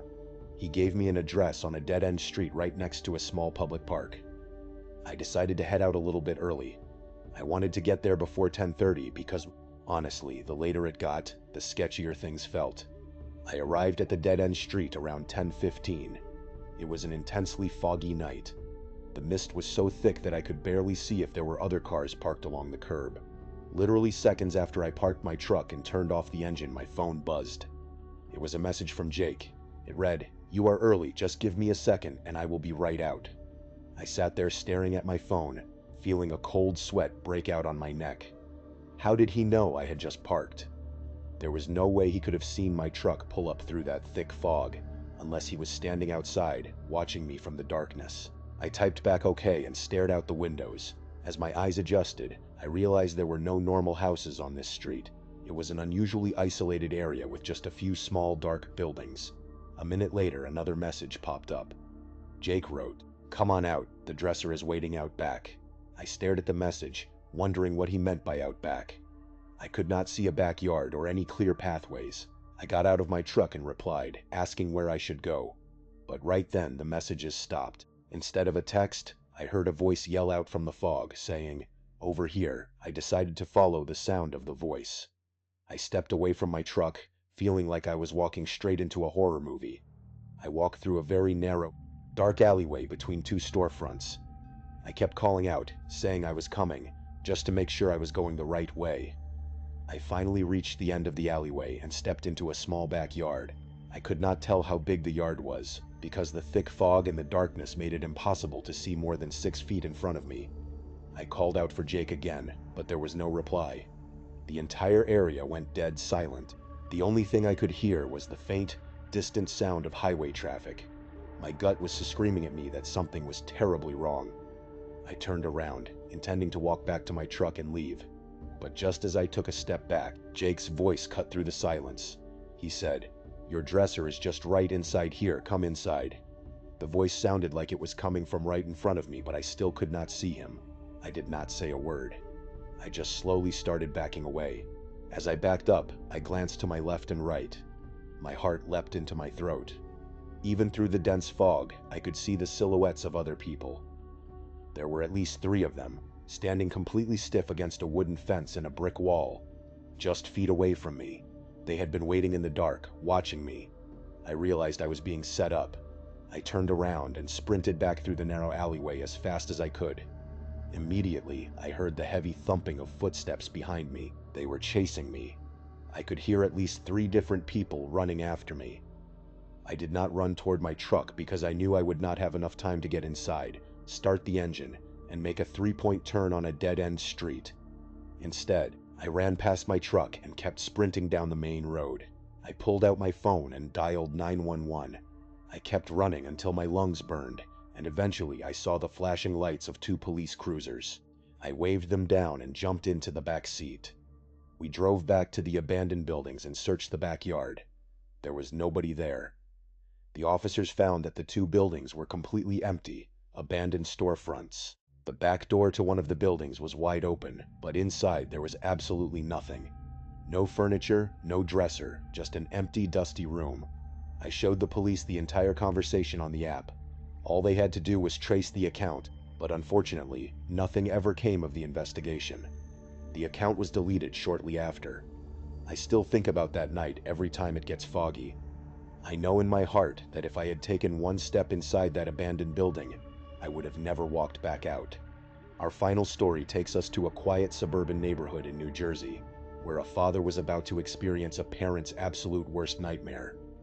It was a Saturday, and the weather outside was incredibly gloomy. A massive, heavy fog had settled over the entire town, making it look almost completely white outside. My family and I were spending the weekend indoors. My wife had gone out to do some grocery shopping, and my son was upstairs in his bedroom playing video games. I was sitting in my home office, trying to get some work done on my computer. Suddenly, my 6-year-old daughter, Veronica, walked into the room. She looked up at me and said she saw someone standing in our backyard garden. I stood up from my desk and walked over to the office window to look outside. Veronica was right. Even through the thick gray fog, I could clearly see a figure standing directly in the middle of our garden. The person had their back turned to the house and was standing completely still, not moving a muscle. Because the fog was so dense, I could not tell if it was a man or a woman. I decided to knock loudly on the window glass to try and scare them off. When I knocked, the figure slowly turned their head toward the window, then began walking away, disappearing deeper into the thick fog in our yard. We lived on a large plot of land with a very spacious yard, so seeing a stranger wandering around was deeply unsettling. I told Veronica to stay inside, slipped on my shoes, and stepped out onto the damp grass. I wanted to make sure whoever it was had actually left. As I walked through the heavy mist, I heard a strange rhythmic thumping noise. It was coming from the direction of my wooden tool shed. As I got closer, the shed came into view, and my heart sank. There was a person standing at the door of the shed, grabbing the handle and violently slamming the door shut over and over again. I yelled out at the top of my lungs, telling them to get off my property before I called the police. I took a few more steps forward, getting a better look. It was a middle-aged woman, and she looked completely disheveled. Her clothes were dirty, and she had a wild look in her eyes. When she saw me, she started panicking, repeating the word sorry at least 10 times in a frantic voice. Then, she turned around and ran off into the fog toward the main road. I thought the nightmare was over, but I was wrong. Later that night, my wife and I turned off the television and went to bed. As we lay there in the quiet room, a sound from the backyard suddenly cut through the silence. It was that same rhythmic slamming noise. The woman was back at the shed. My wife was terrified, shaking in bed, and begging me to go outside and chase them away. I did not want to panic her, so I had not told her about the strange woman from earlier. I grabbed a heavy flashlight, put my shoes on, and turned on every single outdoor light on the house. I walked outside, yelling loudly to make myself sound intimidating. The slamming noise immediately stopped. The fog was still incredibly thick, and I had to walk all the way up to the shed to see anything. The door was wide open, but the yard was completely empty. I was absolutely terrified to look inside the pitch-black shed, but as the man of the house, I knew I had to do it. I took a deep breath, charged into the shed, screaming to scare off anyone inside, but it was completely empty. I quickly closed the door, twisted the lock on the handle, and yelled another loud threat about calling the police into the darkness. I walked back to the house, turned off the outdoor lights, and headed back toward my bedroom. But as I walked down the hallway, I saw Veronica standing there, crying. I knelt down and asked her what was wrong. She looked at me with tears streaming down her face and whispered that I needed to look out her bedroom window. Those words made my blood run cold. I ran into her room, keeping the lights off, and looked out the glass. My heart stopped. That disheveled woman was standing right outside Veronica's window, desperately trying to slide the lock open from the outside. Up close, her face was absolutely horrific. Her skin was dry, cracked and sagging, and her hair was wiry and gray. She looked extremely unstable and dangerous. I lost it. I screamed at the top of my lungs for her to leave us alone, and I reached for my phone to call 911. The woman immediately panicked and ran off into the foggy night. When the police arrived, they searched the area, but she was long gone. They could only put out a radio alert. It has been less than a week since that night, and just yesterday, I went outside and found my shed door wide open again. I am absolutely terrified for my family, and I cannot shake the feeling that one of these nights we are going to wake up, and she will be standing right inside our house. Thank you so much for watching. Let me know what you thought of today's episode in the comments. And remember, we have a whole playlist of true crime episodes ready for you to binge right now. Until next time. See ya. It was late October when Tyler and his girlfriend Stacy decided they needed a weekend getaway to escape their stressful daily routines. They wanted to see the autumn foliage in Vermont, so they booked a cozy hilltop cabin in Stowe through Glamping Hub. They had been working extra hours, and this trip was meant to help them unwind. They had the rental from Thursday night until Sunday, looking forward to a quiet weekend. When they arrived late on Thursday evening, the surrounding woods were pitch black. The cabin had a keyless entry system. The owner had sent Tyler the code beforehand, and it worked perfectly. Stepping inside, they found the place warm and inviting. Everything was made of wood, giving it an old-fashioned country feel and a distinct wood smell. It had a bathroom, a small kitchen, 3 bedrooms, and a living room. There were 2 televisions, but they noticed that one of the bedroom doors was locked. The listing had mentioned 3 bedrooms, so they were not sure why this one was sealed off. However, they assumed the owner had some personal belongings stored in there. To keep the master bedroom neat, they placed most of their luggage in the 2nd bedroom. Since they arrived late, they went straight out to dinner in town, walked around the village for a bit, and then returned to watch a movie before calling it a night. The next day was cloudy and chilly. They went out to hike along some dirt trails in the woods near the cabin. Upon returning, Tyler took a hot shower and changed. When he got out, Stacy told him she had heard a strange noise in the bedroom with the locked door, like a radio or a low voice recording. Tyler went up to the door and pressed his ear against it, but it was silent. He knocked on the door to tease Stacy, which made her nervous. She told him to stop because the idea of someone being in there freaked her out. While Stacy was taking her shower, Tyler sat in the living room. That was when he heard a very slight sound coming from inside the locked room. He muted the television and pressed his ear against the door. He definitely heard a faint speaking noise, like a radio playing at a low volume. He messaged and then called the host to report the issue. The host was confused and said he was not sure why the door would be locked, but his wife might have left some of her things in there. Tyler and Stacy went out for lunch at Harrison's on Main Street. He did not tell her about the noise he heard because he did not want to ruin her day. While they were relaxing at a park later, the host called back. He said his wife confirmed she did not lock the door and had no idea what they could be hearing. He offered to come by and unlock it to check. Tyler agreed, and they headed back to the cabin. When they returned, Stacy collapsed on the couch, exhausted. Tyler went to the locked door and heard the same radio sounds again. Suddenly, he had an idea. He walked outside and went over to the window of the locked bedroom. There were no curtains blocking the view. Standing on his tiptoes, Tyler looked inside and was horrified. He saw a tall, extremely thin young man in a dark hood dancing slowly in the center of the room. He was holding a small radio in his hand. The stranger noticed Tyler at the window, stopped dancing, and stared back with a wide, terrifying smile. Tyler began screaming for Stacy to get out of the house. He grabbed their bags, threw them in the car, and drove off in a panic. He called the host and told him to contact the police. An hour later, The host called back to say the police had searched the cabin. The strange man was gone, but they found multiple empty bags of potato chips under the bed. The intruder had been living in that locked room the entire time Tyler and Stacy were there, listening to them sleep. They spent the rest of the trip at a nearby motel, but Tyler could not forget that smiling, dancing figure. Our next story takes us to a dark, rainy Friday night in the middle of October. A young man named Jake was driving home late after attending a Halloween housewarming party.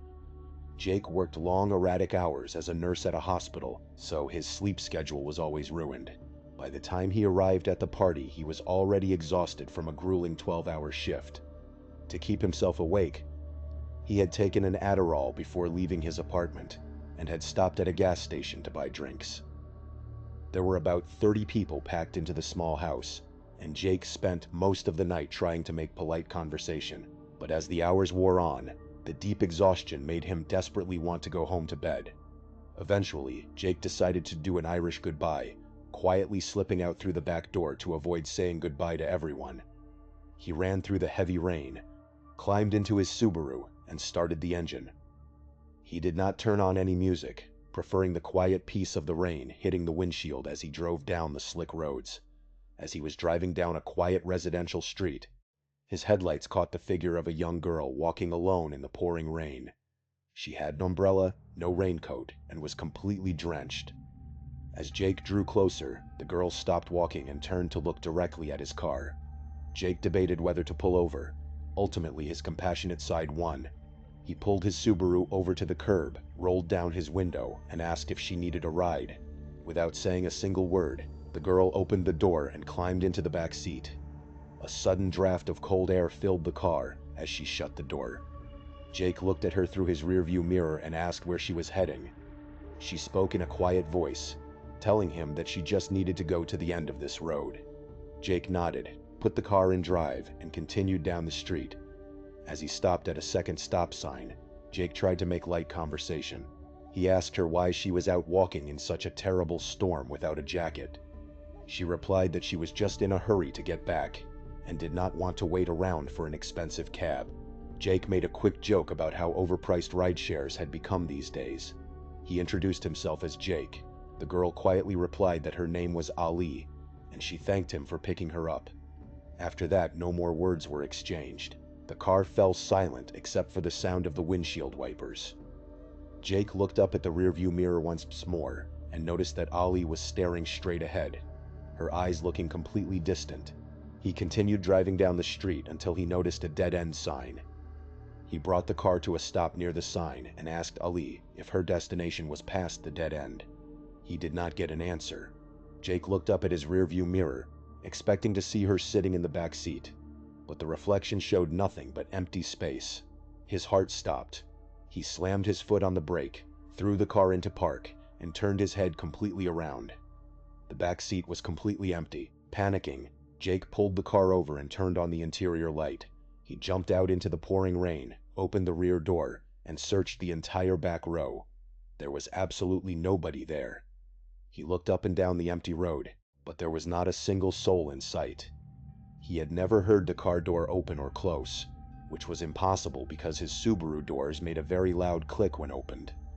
Then, Jake touched the fabric of the seat where Ali had been sitting. The seat should have been soaked, but there was not a single drop of water on the fabric. Jake stood there in the pouring rain, his mind racing. He looked to the right of his parked car, just beyond a low metal fence, and saw the dark iron gates of an old, quiet cemetery. The girl's words echoed in his mind. She had asked to go to the end of this road, and the end of this road was the cemetery. Terrified, Jake scrambled back into his car, locked the doors, turned the heater on, and sped away as fast as his car would go.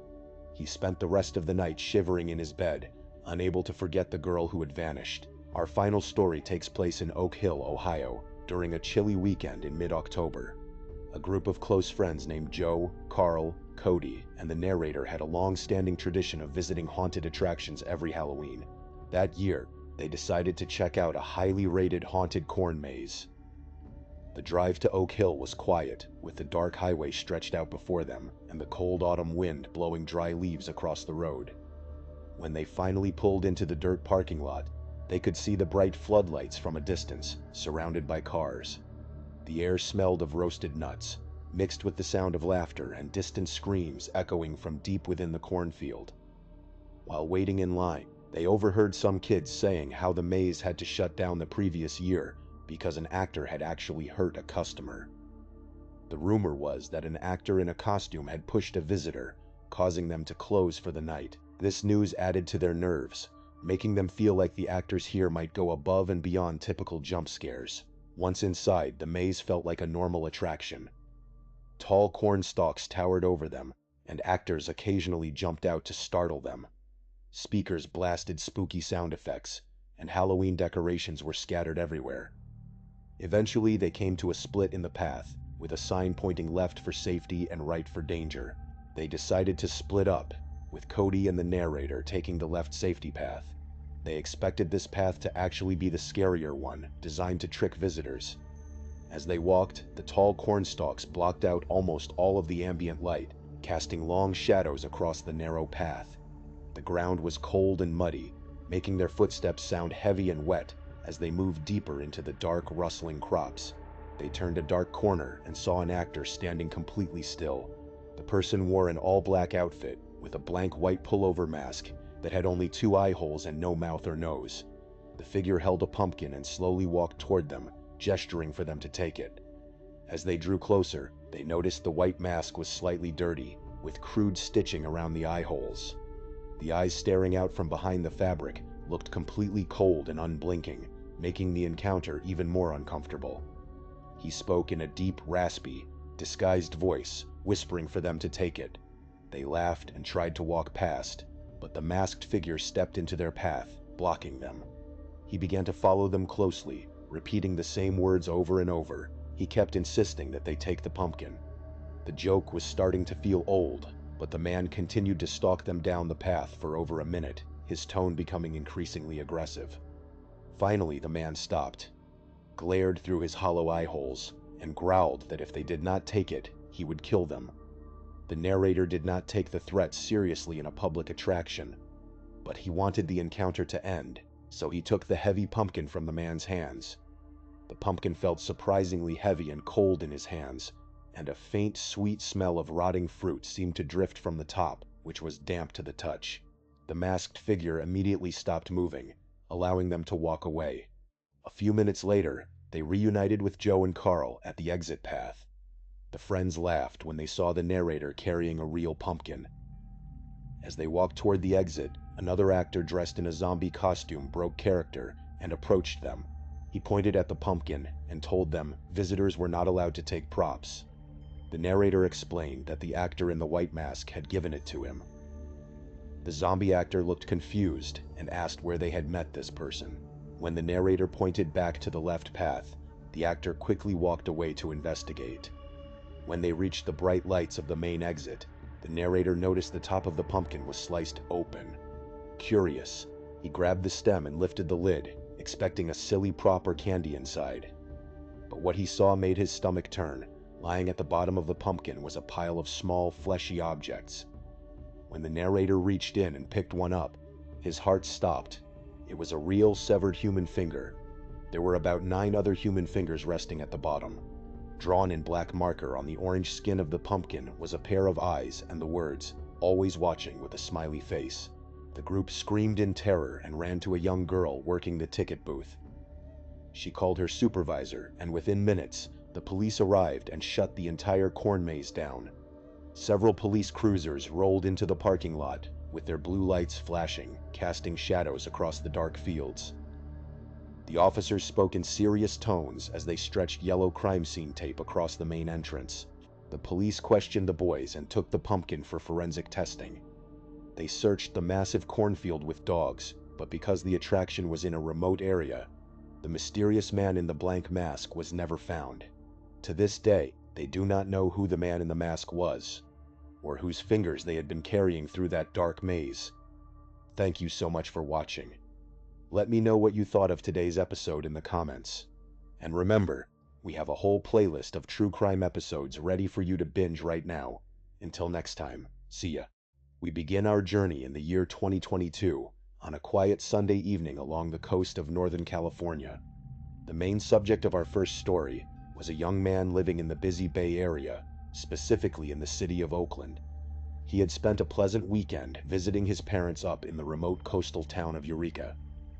If you have never driven on Highway 101 along the Northern California coast, you should know that it is one of the most stunning drives in the country during the daytime. You are surrounded by towering redwood trees on one side and dramatic cliffs overlooking the Pacific Ocean on the other. But at night, this beautiful stretch of road transforms into an absolute nightmare. It becomes a winding, isolated corridor with virtually no streetlights, no cellular service, and long stretches where you will not see another vehicle for miles. It has a very ominous, unsettling atmosphere when the sun goes down. Our driver left his parents' house in Eureka around 8 o'clock in the evening on that Sunday. In hindsight, he realized this was a very foolish decision. He really should have just stayed the night at his parents' place and made the drive back to Oakland on Monday morning. But he had an early shift at his job the next day and figured he would rather just push through and get the drive over with so he could sleep in his own bed. He packed his bags, said his goodbyes, and hit the dark highway, completely unaware of what was waiting for him. The first couple of hours of the drive were totally fine. The traffic was virtually non-existent, and the highway eventually narrowed down to a simple 2-lane road. This is how most of the rural sections of Highway 101 are once you travel north of the Bay Area. It is just a single lane in each direction, separated by a double yellow line, with thick dark forest pressing in close on both sides. He was making decent time, but somewhere around the small coastal town of Trinidad, the weather began to turn. A thick ocean fog started rolling in from the Pacific. Now, fog on this part of the California coast is not unusual at all, but this particular fog was different. Within a span of about 5 minutes, the weather went from perfectly clear visibility to an absolute whiteout. It was incredibly bad, worse than any fog he had ever experienced before. The narrator had to slow his car down to about 35 miles per hour just to keep his tires on the pavement. The smart thing to do would have been to pull off the road and wait for the fog to clear. But the problem was, there are very few safe places to stop on that stretch of Highway 101. The shoulders are narrow, and he was terrified of getting hit from behind by another driver. And honestly, he just wanted to get home. He figured if he just took it slow and kept his eyes glued to the road, he would be fine. But here is the thing about driving in fog that thick, and any experienced California driver will tell you this: it completely messes with your sense of space and time. You cannot see any familiar landmarks. You cannot tell how far you have actually traveled. You cannot see what is coming up ahead of you.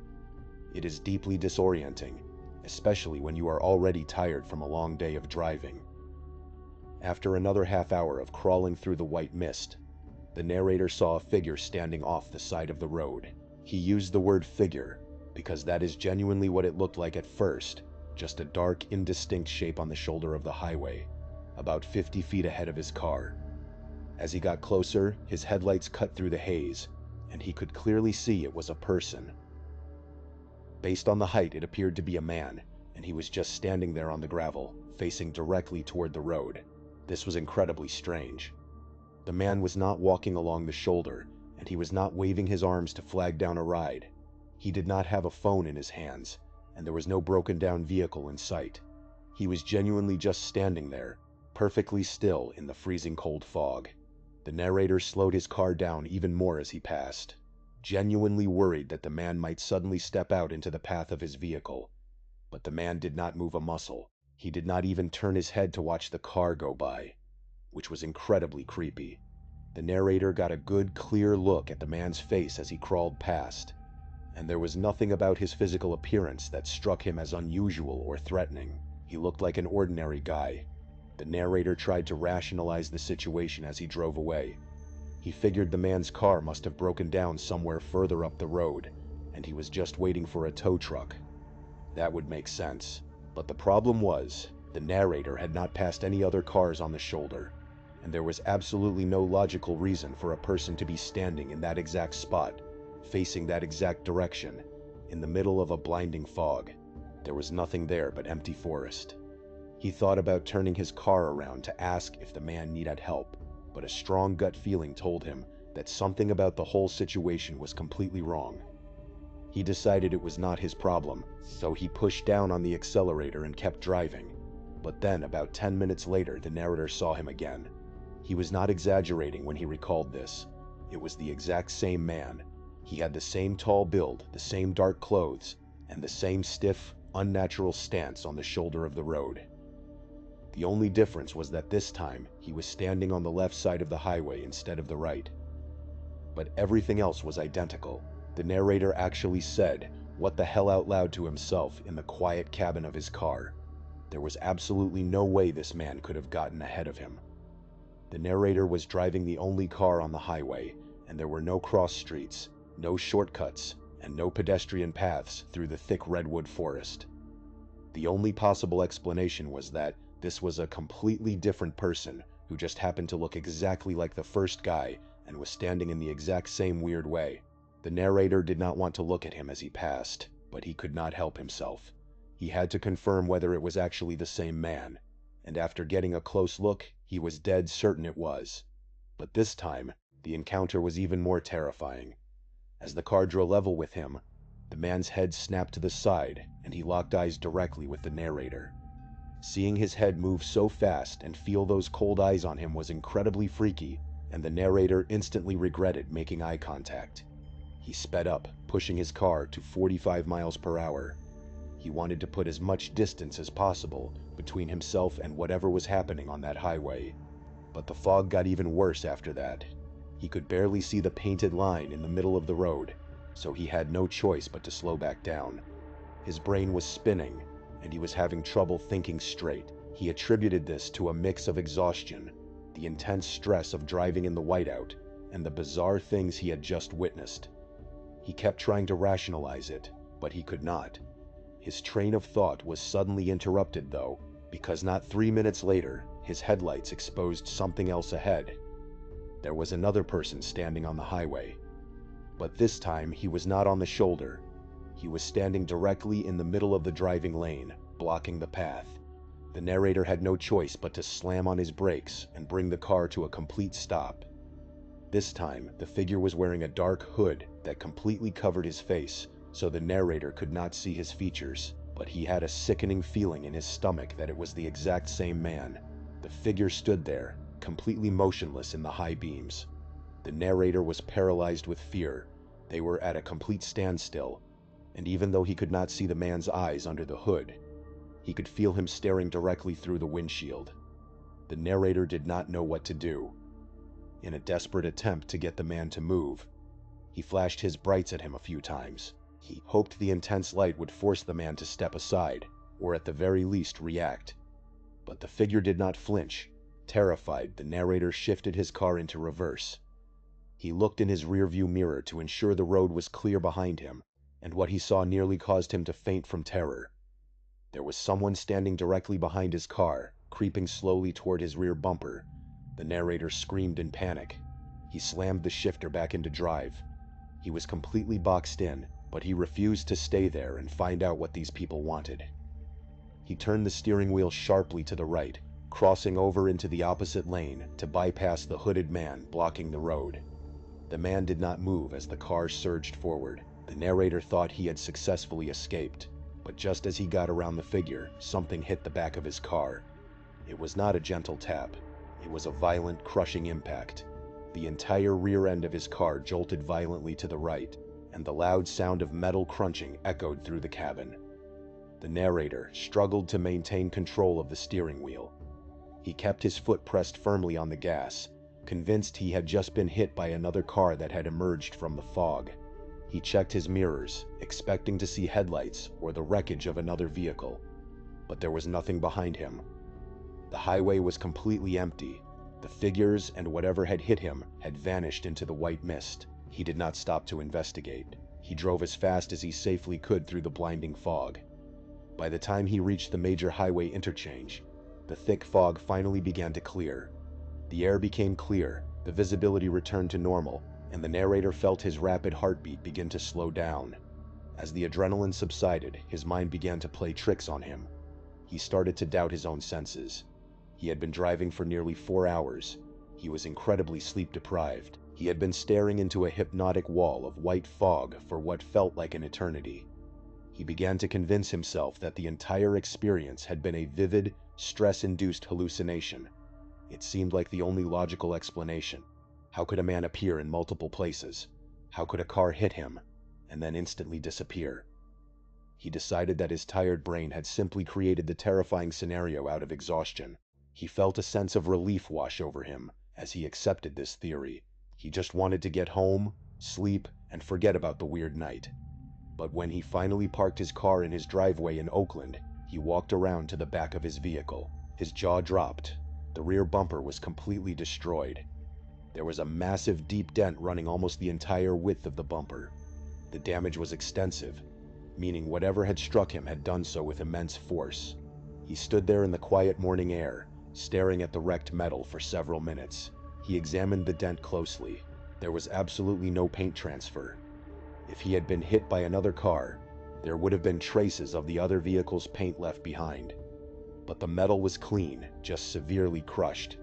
The narrator realized with absolute certainty that he had not hallucinated the impact. The crash was real, and if the crash was real, then the terrifying figures he had seen in the fog were likely real as well. He ended up calling the local police department to file a report about the incident. He did not expect them to find the mysterious figures, but he wanted to get the information on record. Over the next 4 years, he spent countless hours analyzing that night, trying to make sense of the impossible sequence of events. He tried to convince himself that he had hallucinated the figures, and in his panicked attempt to escape, he had accidentally swerved and backed into a guardrail or a mile marker. But deep down, he knew that explanation did not fit. The physical sensation of the impact had occurred as he was driving forward, escaping the block. The damage was on the rear bumper, and there were no guardrails in that immediate area. The lingering mystery of what actually happened on that foggy stretch of Highway 101 continues to haunt him to this day. Now, let us transition to our second story, which took place much more recently. This event occurred during a recent college spring break, just a few weeks ago. The narrator of this story is a young man, a senior in college. Like many college students, he decided to return to his small hometown for the week-long holiday to relax and visit his family. But the problem with returning home is that his hometown is incredibly boring. It is one of those typical, quiet suburban developments that sits on the outskirts of a major city. While it is technically close to a metropolitan area, it has none of the benefits.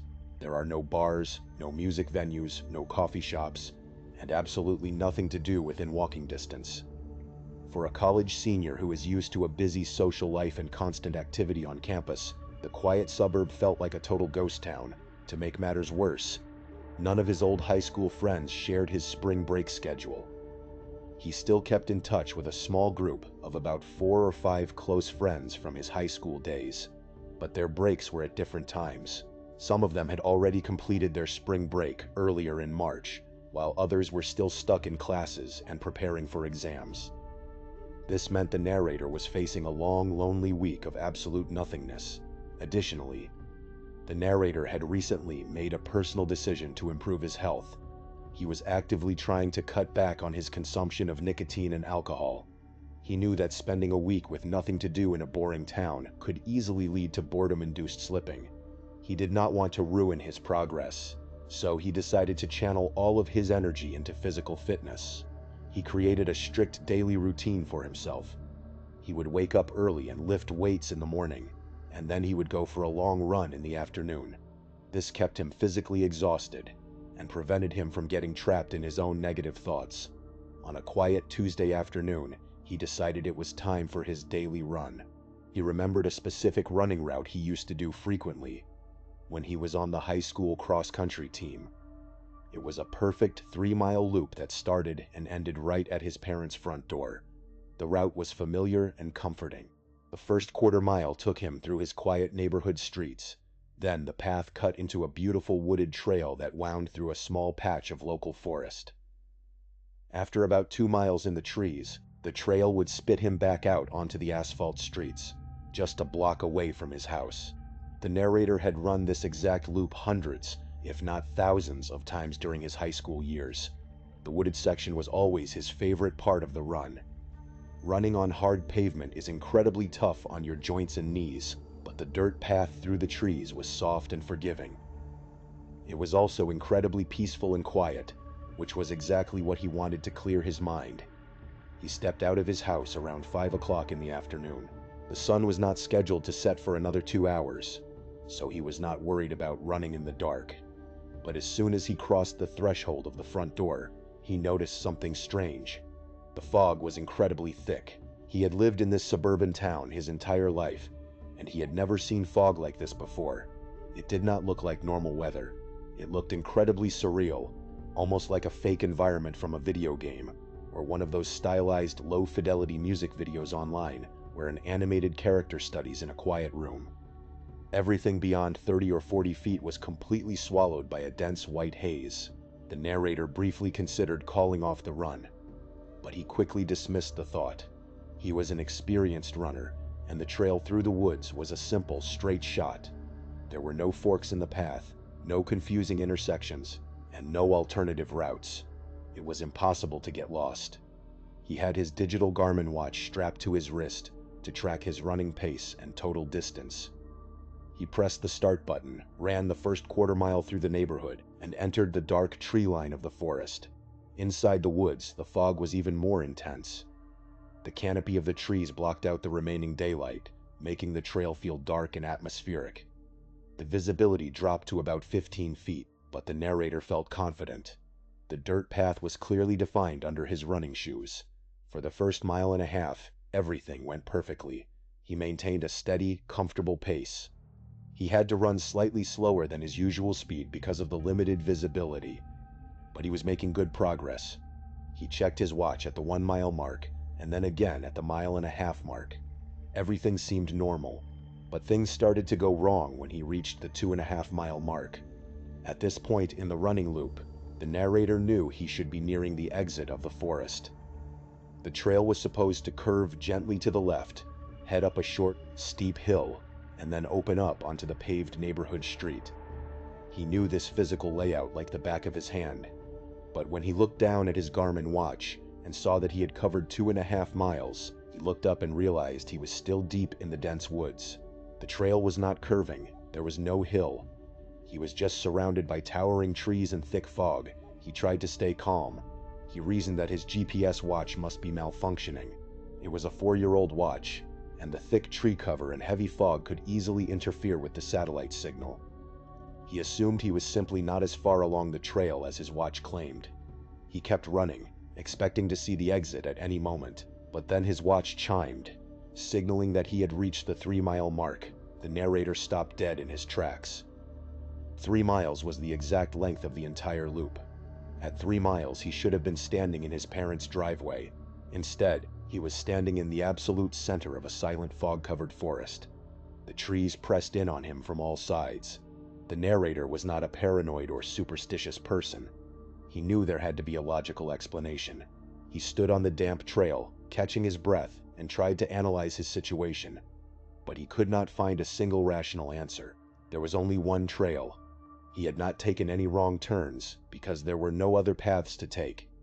The only way he could have gotten lost was if he had physically walked off the path into the thick brush, which he certainly had not done.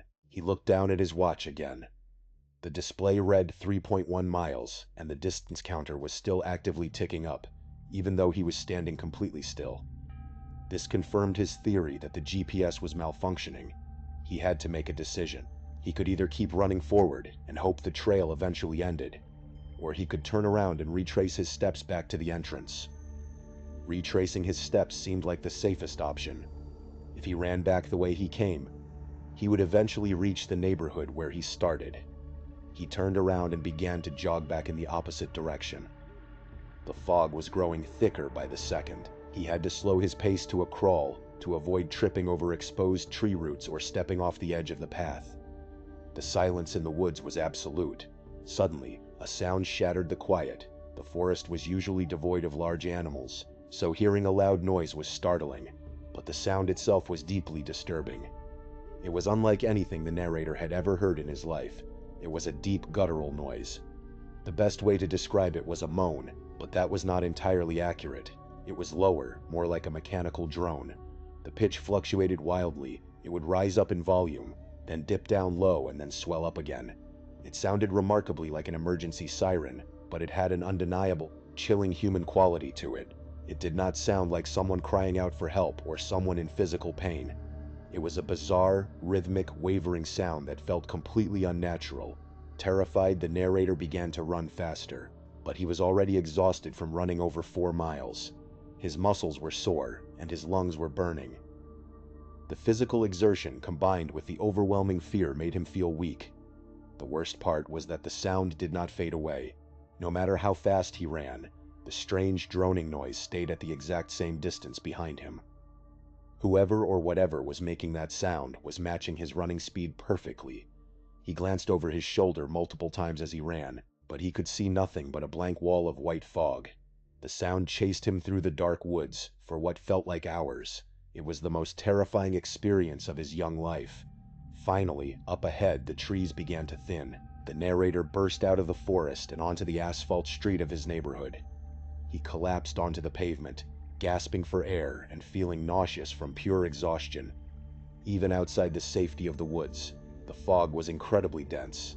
The narrator slowly stood up, wiped the sweat from his eyes, and looked back toward the dark entrance of the trail. His heart stopped. Standing right in the middle of the dirt trail, just a few feet inside the tree line, was a massive, dark silhouette. It was not a normal human shape. The narrator is 6 feet 1 inch tall, and this figure towered over him. It had to be at least 7 feet tall. It was a solid black mass that seemed to absorb the light. The figure did not move toward him, nor did it retreat back into the forest. It just stood there, watching him. The narrator could feel an intense, hostile energy radiating from the shape. The only sign of life was a gentle, rhythmic swaying motion, as if the entity was rocking back and forth on its feet. The terrifying droning sound had finally stopped, but the narrator was not going to wait around. He turned his back on the forest and ran as fast as his legs could carry him all the way back to his house. That event occurred just a few weeks ago. The narrator is now back at his college campus, but he has not been able to find peace. The image of that massive black figure swaying in the fog and the memory of that horrible droning sound are burned into his mind. He told his parents about the encounter, and they tried to reassure him. They suggested that it was probably just a very tall local resident, or a malicious prankster trying to scare runners.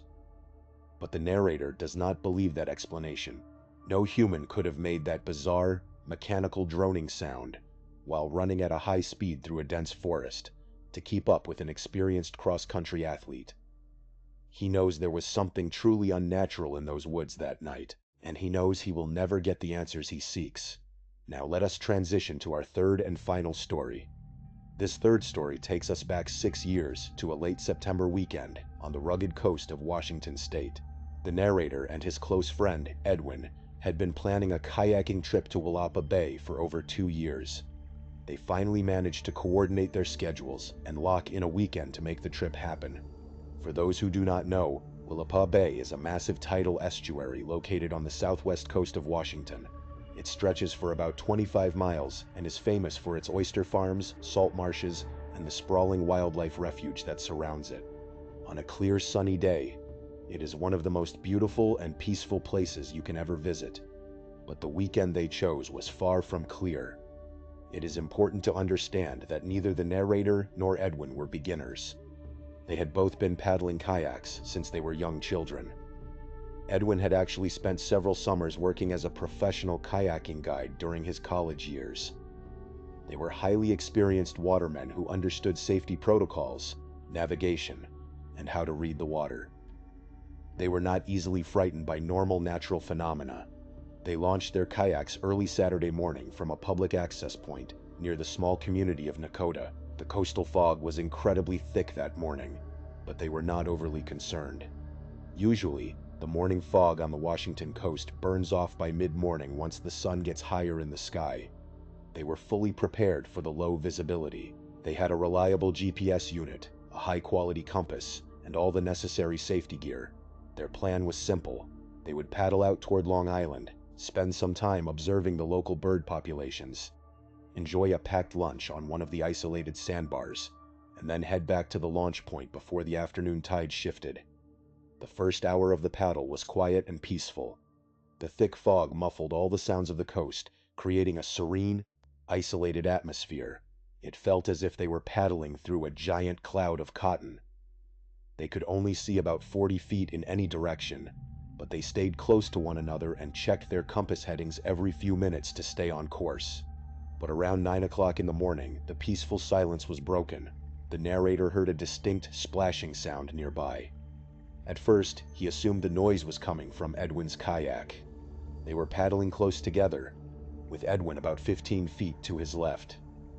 The narrator figured Edwin had simply adjusted his paddling stroke or hit a small wave, but when he looked over, he saw that Edwin's paddle was resting flat across the deck of his kayak.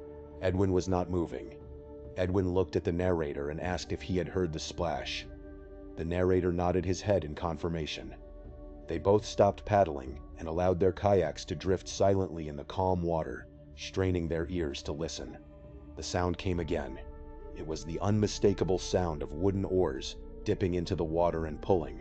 As experienced boaters, they knew the difference between the sound of a kayak paddle and the sound of a rowboat's oars.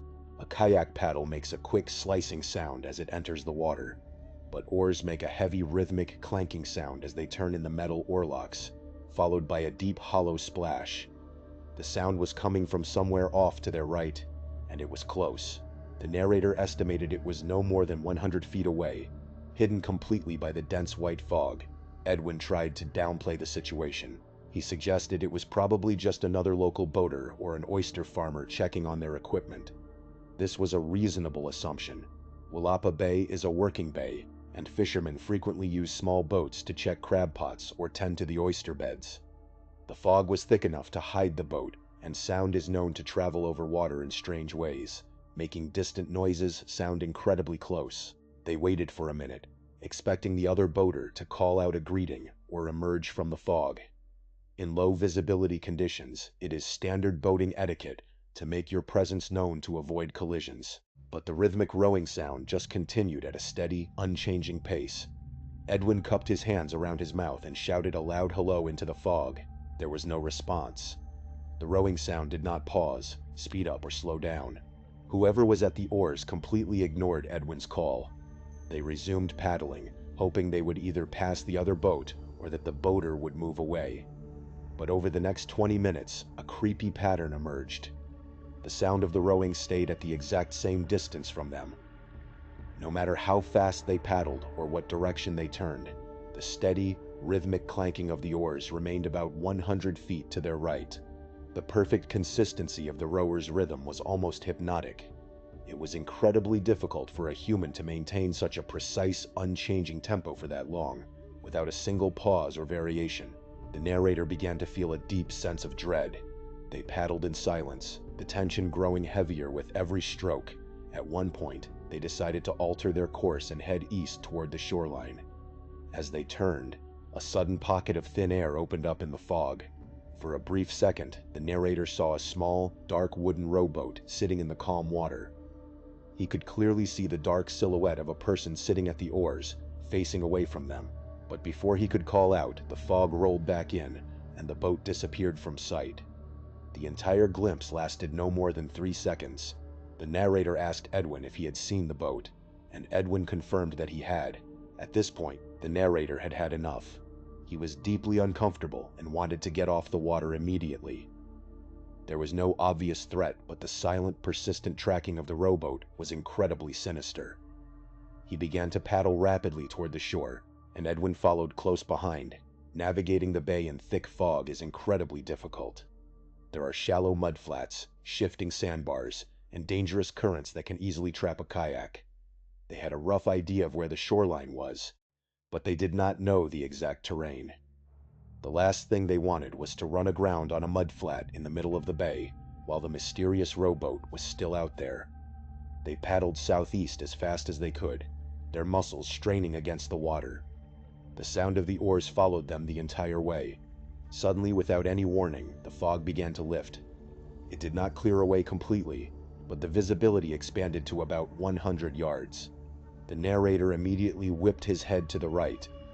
searching the water where the rowing sound had been coming from just moments before. There was absolutely nothing there. The water was completely empty and still. He looked behind them, nothing. He scanned the water in every direction. The entire bay was completely deserted.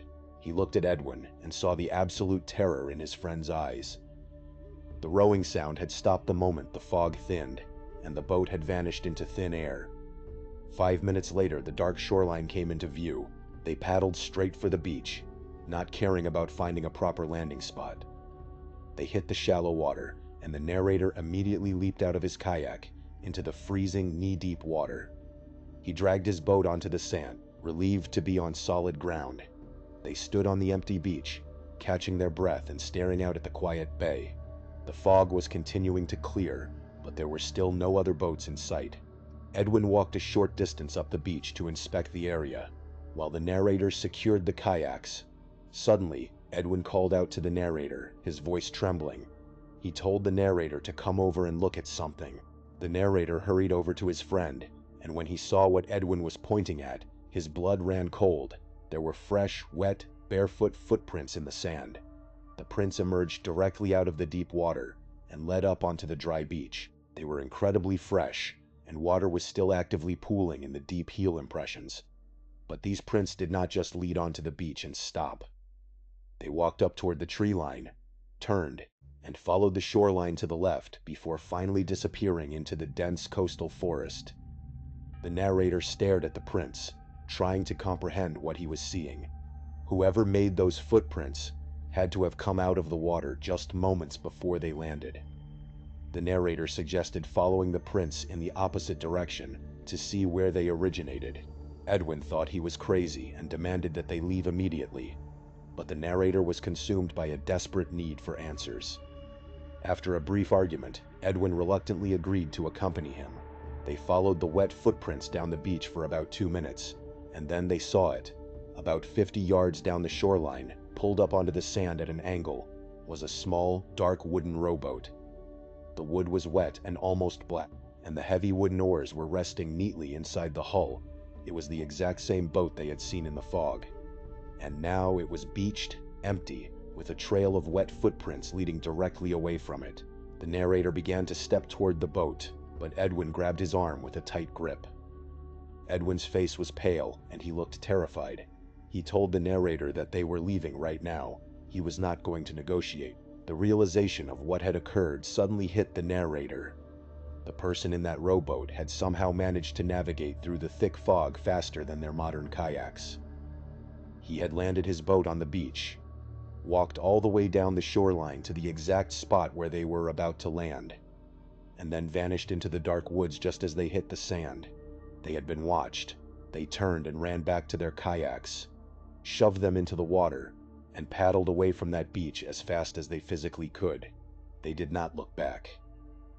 Over the past 6 years, the narrator has tried to find a logical explanation for that morning. The best theory is that they were the targets of an incredibly elaborate, well-planned practical joke. But that explanation makes no sense when you look at the physical facts. A heavy wooden rowboat is much slower and harder to maneuver than a modern sea kayak. How could a single rower outpace 2 experienced kayakers in thick fog, navigate perfectly to their exact landing spot, beach the boat, walk the sand, and hide in the woods before they even arrived? It was physically impossible. The mystery of Willapa Bay remains completely unsolved, a terrifying memory of a dark figure in the fog. When we look closely at these 3 bizarre encounters, a common thread begins to emerge. In all 3 cases, the victims were ordinary people going about their normal routines. One was driving home from a family visit. One was going for a daily fitness run. 2 were enjoying a long-planned weekend outdoor excursion. They were not looking for trouble, and they were not under the influence of any mind-altering substances. But the key element in every single story is the presence of the thick, unnatural fog. In the world of true crime and paranormal investigations, anomalous weather events are often dismissed as simple coincidences. Skeptics will argue that fog simply creates a highly suggestive environment. It plays tricks on the eyes, it distorts sounds, it makes ordinary objects, like a tall tree or a distant fisherman, look like terrifying monsters or silent stalkers. But there is a major flaw in this skeptical argument. The flaw is the physical evidence left behind. In the case of the driver on Highway 101, his experience cannot be explained away as a mere trick of the light. He did not just see a figure and get scared. He experienced a massive physical impact that nearly threw his car off the road. The crunch of metal was loud and real, and when he got home, the physical evidence was right there on his vehicle. His bumper was crushed. The lack of paint transfer on his bumper is a crucial forensic detail. If he had hit a guardrail or another car, there would have been paint, wood, or concrete residue scraped into the metal. But there was nothing. It was as if his car had been struck by a massive solid force that left no trace of its own physical composition. In the case of the college senior running in the woods, his Garmin GPS watch provides another layer of objective, digital data. The watch recorded a distance of over 3 miles, while he was still trapped deep inside a small forest patch that is physically only half a mile wide. The GPS coordinates were scrambled, and the distance counter kept climbing even when he was standing completely still. This indicates a massive localized electromagnetic disturbance, something that is frequently reported in anomalous physical encounters, but rarely documented so clearly on consumer electronics.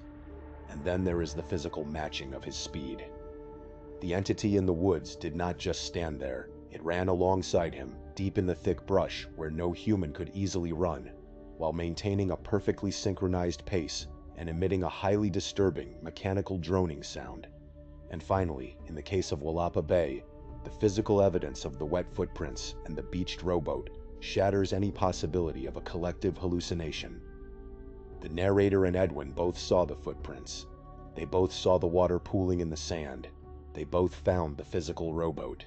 The timing of the prints proves that whoever was rowing that boat had intimate, impossible knowledge of where they would choose to land. They had run aground on a random stretch of wilderness beach, a decision they made on the fly in a state of panic. Yet the stalker had already landed, walked to that exact spot, and moved into the trees to watch them arrive. Who were these entities? Were they physical humans with malicious intent, using the cover of the fog to hunt and terrorize unsuspecting victims? Or were they something else entirely? Something that exists within the fog itself, using the weather anomaly to slip into our physical reality.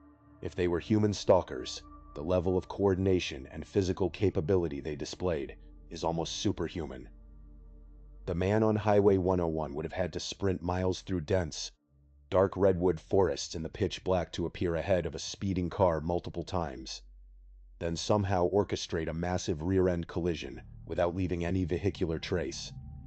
The figure in the woods would have had to be a giant, standing over 7 feet tall, capable of navigating thick forest undergrowth at a full run in total silence save for a bizarre vocal siren. The rower in Willapa Bay would have had to possess a supernatural physical strength, rowing a heavy wooden boat through tidal currents faster than modern fiberglass kayaks, all while completely blind in the thick fog. The legal and investigative authorities have never been able to provide answers for these cases. When the Highway 101 driver contacted the police, they took down his statement but ultimately filed it away as an unresolved hit-and-run accident. There was no active investigation because there were no suspects, no license plates, and no video surveillance on that isolated stretch of road. The college runner never filed a formal police report, knowing that his story would sound completely insane to the local authorities. He knew they would simply dismiss it as a prank or a wild animal encounter, despite the impossible physical details. Edwin and the narrator of the Willapa Bay story chose to keep their experience to themselves for years, fearing that speaking out would ruin their professional reputations. The aftermath of these encounters is characterized by a lingering, quiet dread. The victims survived, but they were forever changed. They no longer look at a foggy day with a sense of cozy comfort. For them, the rolling white mist is a curtain that conceals a dark, incomprehensible danger. It is a reminder that there are boundaries in our world that can easily blur under the right atmospheric conditions. These stories leave us with many unanswered questions. What lies hidden in the deep, dark spaces of our coastal highways, our local forests, and our quiet bays? Is it possible that we share our world with forces we do not understand, forces that wait for the perfect moment of isolation and low visibility to make themselves known? The next time you find yourself driving down a dark, empty highway late at night, or running along a quiet wooded trail, or paddling through the calm waters of an isolated estuary, pay close attention to the weather.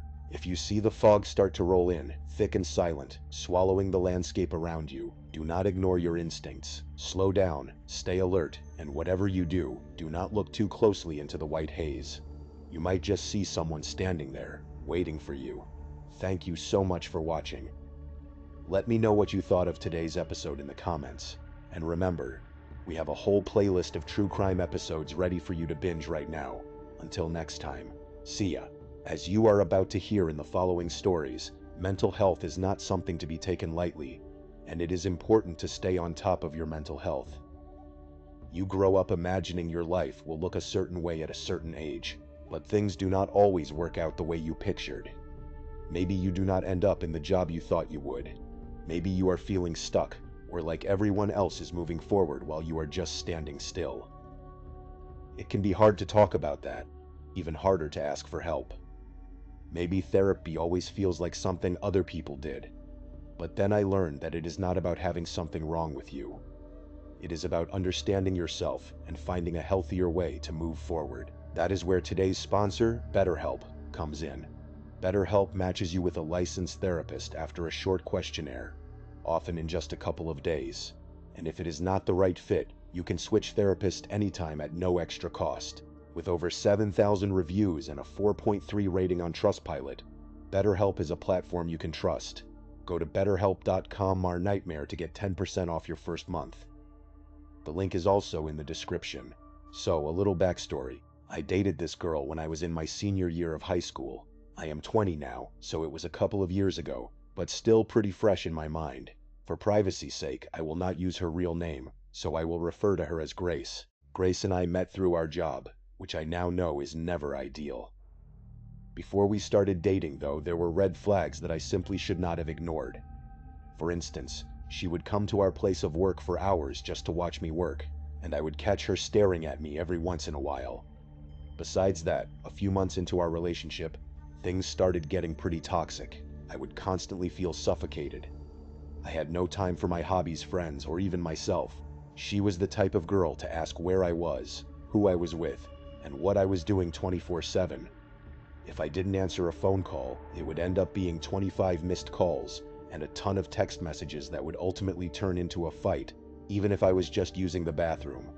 It got to the point where I couldn't play games with my friends without it causing a fight.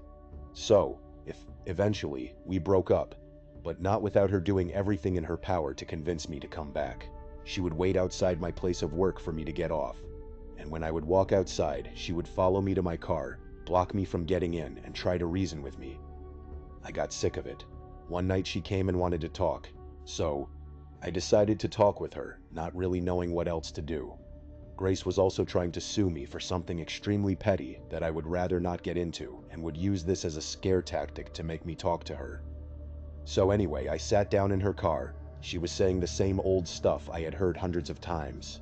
I told her I was done talking, but at that time her dad called her. She used this as a threat and told me, "If you do not sit here and talk to me, I will have him sue you now." And to that, I said, "Forget this," and attempted to get out of her car.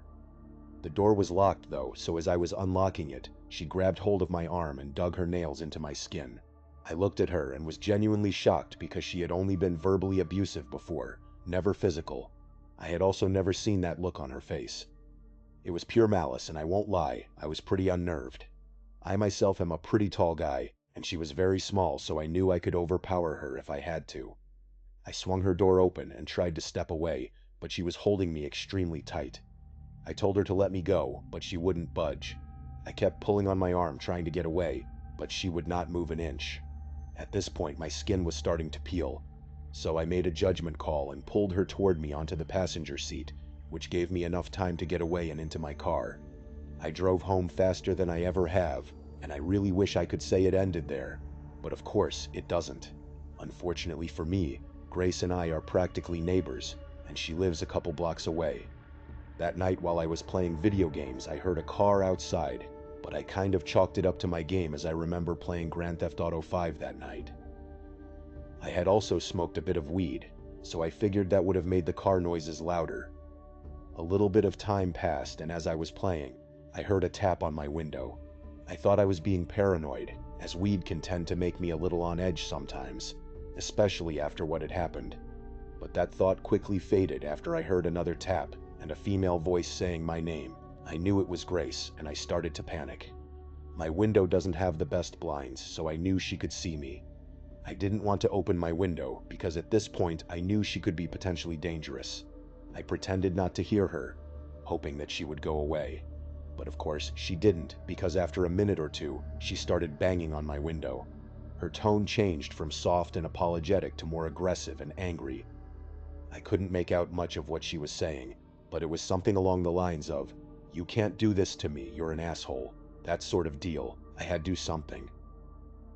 I didn't want to waste the cops' time, but now looking back at it, I absolutely should have called them. I made the stupid decision to open my window and ask what she wanted. I asked why she was here and why she couldn't just leave me alone. Her tone changed once again to soft-spoken, and she was asking for her sweater back. I yelled at her and told her she can't just be at my window at 2 in the morning asking for a sweater. And then I said if she didn't leave my property, I'd be calling the cops. At this point, she blew up screaming at me, while starting to sob uncontrollably. For a moment I actually felt bad, but then my heart dropped as I saw something that still sends shivers down my spine to this day. She wasn't alone. To the left of her was a thick tree in our front yard, and peeking out from it was a hooded figure. She saw me move to focus to the tree, and she knew I saw them. She reached for my arm and grabbed me, and as she did this, I saw the person run out from behind the tree, but I couldn't make out any facial features. It did not matter because they were sprinting toward my window. In that moment, my fight or flight kicked in, and I slammed my window shut on Grace's arm. She screamed out in pain and pulled it back. I slammed it shut and locked it just before the other person reached my window. My heart was racing, and it felt like I couldn't breathe. I showed them my phone dialing 911, and at that they hurried back to her car, started it, and drove away. I was in total shock, not even comprehending what had just happened. They sent an officer to my house. He took down my story and told me they'd call if anything came of it. Of course, there wasn't much they could do, as there was no evidence anything happened like most 911 calls. As far as I know, she never had any legal action taken against her. As for what they wanted with me, she's also gotten people jumped and robbed before, so I wouldn't doubt they wanted to do that, or possibly worse. I'm just extremely lucky that the person hiding behind the tree decided to peek out. It is incredibly unsettling to realize that someone you once trusted, someone you let into your personal space, could turn on you so quickly. But as terrifying as it is to deal with an ex who refuses to let go, it is another thing entirely when they begin to systematically infiltrate your life, turning your own home into a place of constant fear. That is exactly what happened to a young woman named Amy. My name is Amy, and I haven't really slept much since last Tuesday, not because I can't, but because I don't feel safe closing my eyes anymore. That's what happens, I guess, when someone you thought you knew turns out to be capable of something you only expect from horror movies. I broke up with my boyfriend Tommy 3 weeks ago.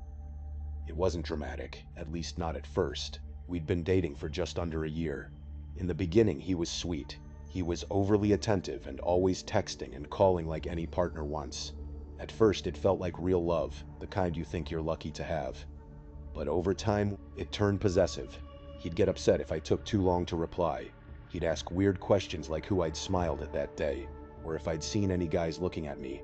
Sometimes he'd show up at my job unannounced, just standing outside the window like he was checking in.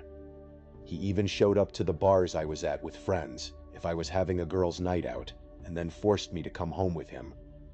My friends started to hate him for these exact reasons.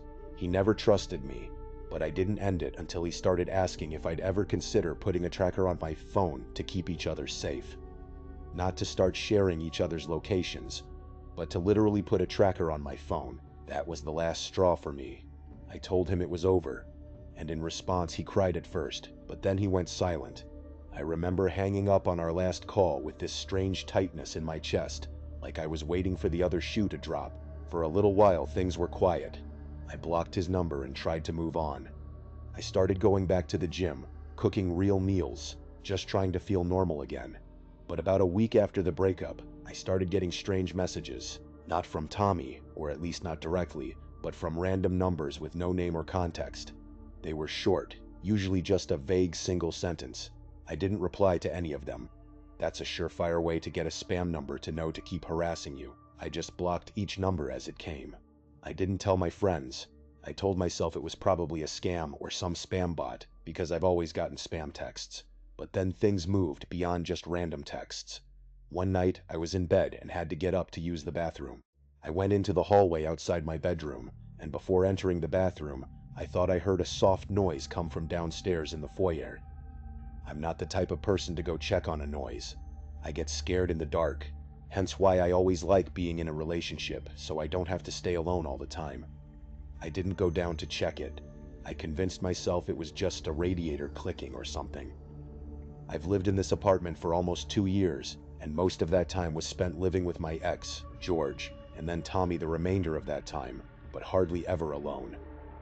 I know the sounds the building makes, and honestly, that sound was not one I'd heard before. So, after I went to the bathroom, I went straight back into my room and jumped into bed, thinking the thin sheet of blanket cloth would protect me from whatever was out there. Another night, around 2 in the morning, I could have sworn I heard a door in my apartment click open from outside my room.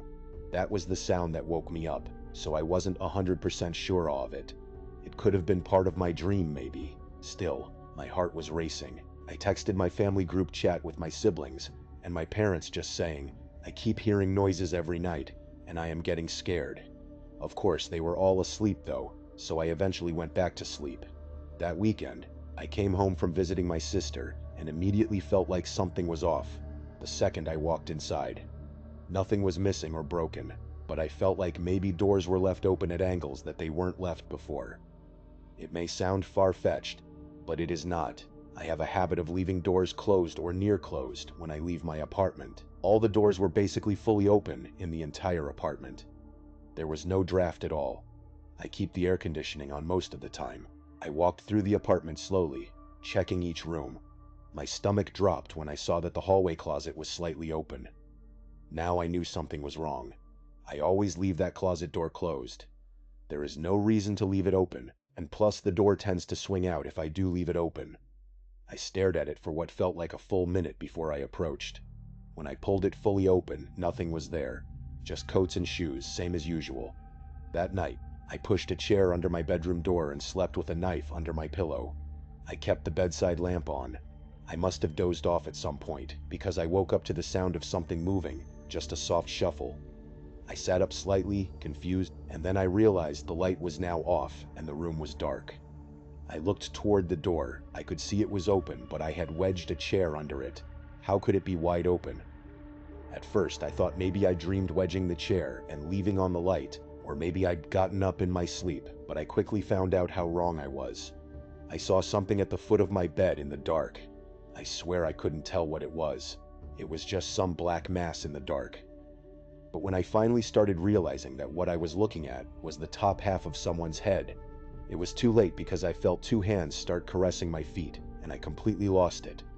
I screamed so loud until I had no air left in my lungs, and I instantly recognized Tommy's voice telling me to calm down. But when I kept screaming, he got on top of me and put his hand over my mouth. He told me he wasn't there to hurt me, just to talk. He said he wouldn't let go of my mouth until I agreed to be quiet. So I nodded. The first thing I asked him was how he got into my apartment, and he said he made a copy of my key when we were together, just in case there was ever an emergency. He never told me he did this. It was straight psychopath behavior. He must have snuck out overnight one night with my keys to do it somewhere. As I sat there, I debated pulling the knife, but I was too scared to actually use it. He kept saying he wasn't there to hurt me, just to talk. But he was simply trying to scare me into getting back with him. Too terrified to say no in fear of what he might do, I agreed, but asked him to leave for the night because I was too shook up. He stayed in my bed for half an hour before finally leaving. Once he was gone, I called the police and reported the break-in, lying that he was still on the premises so they would actually come quickly. I made a report and filed a restraining order. A detective later traced the burner numbers back to his cell phone through a fake number app, which helped secure the order. I stayed with my parents until I got a new apartment. My advice to women is to get away at the first sign of this kind of obsessive behavior. I still live with the trauma of waking up to him in my dark room, caressing my feet, and having to consider pulling a knife on him. It is incredibly difficult to move on when the person you once cared for decides to turn your life into a game of cat and mouse. You change your locks, you file reports, and you try to rebuild your boundaries. But sometimes, even moving to a completely different city or state is not enough to break the connection. For some stalkers, the distance is just a challenge, a way to make the game even more intense. This was the reality for a man who thought he had finally escaped his ex-girlfriend Marissa, only to realize that her obsession followed him across state lines, into the mountains, and straight to his front door. I dated Marissa for a year and a half. At first, she was one of the most intense people I'd ever met. Not in a bad way. She was passionate, charismatic, and could talk about anything for hours. When she left, it was like she pulled you into her world. The first few months were incredible. She'd surprise me with gifts, leave sticky notes with poems on my mirror, text me goodnight every single night without fail. But that intensity had a darker side. She didn't do calm or wait and see. Everything was either perfect or catastrophic. If I was 5 minutes late responding to a text, she'd send a stream of messages. First worried, then angry, and then apologizing.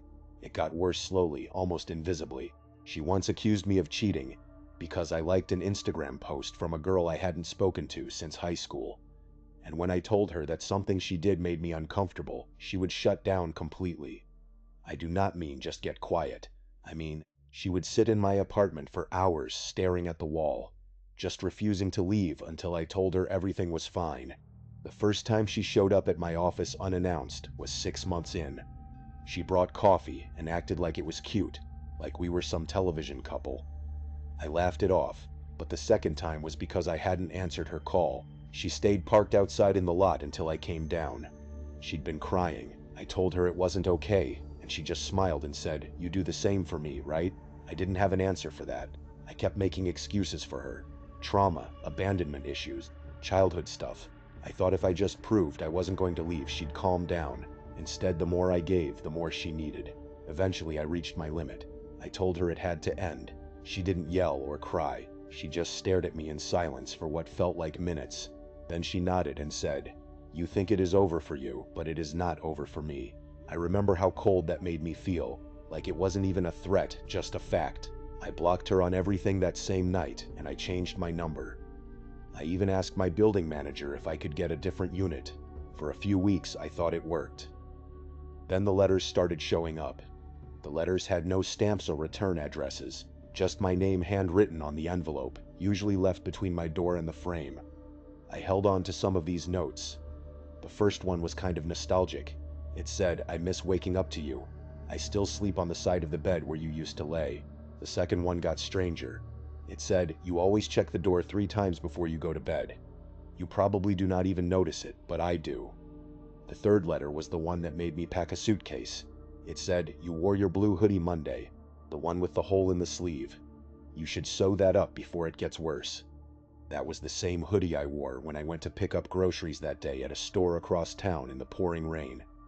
I hadn't seen anyone, not a single person I recognized, but she had seen me.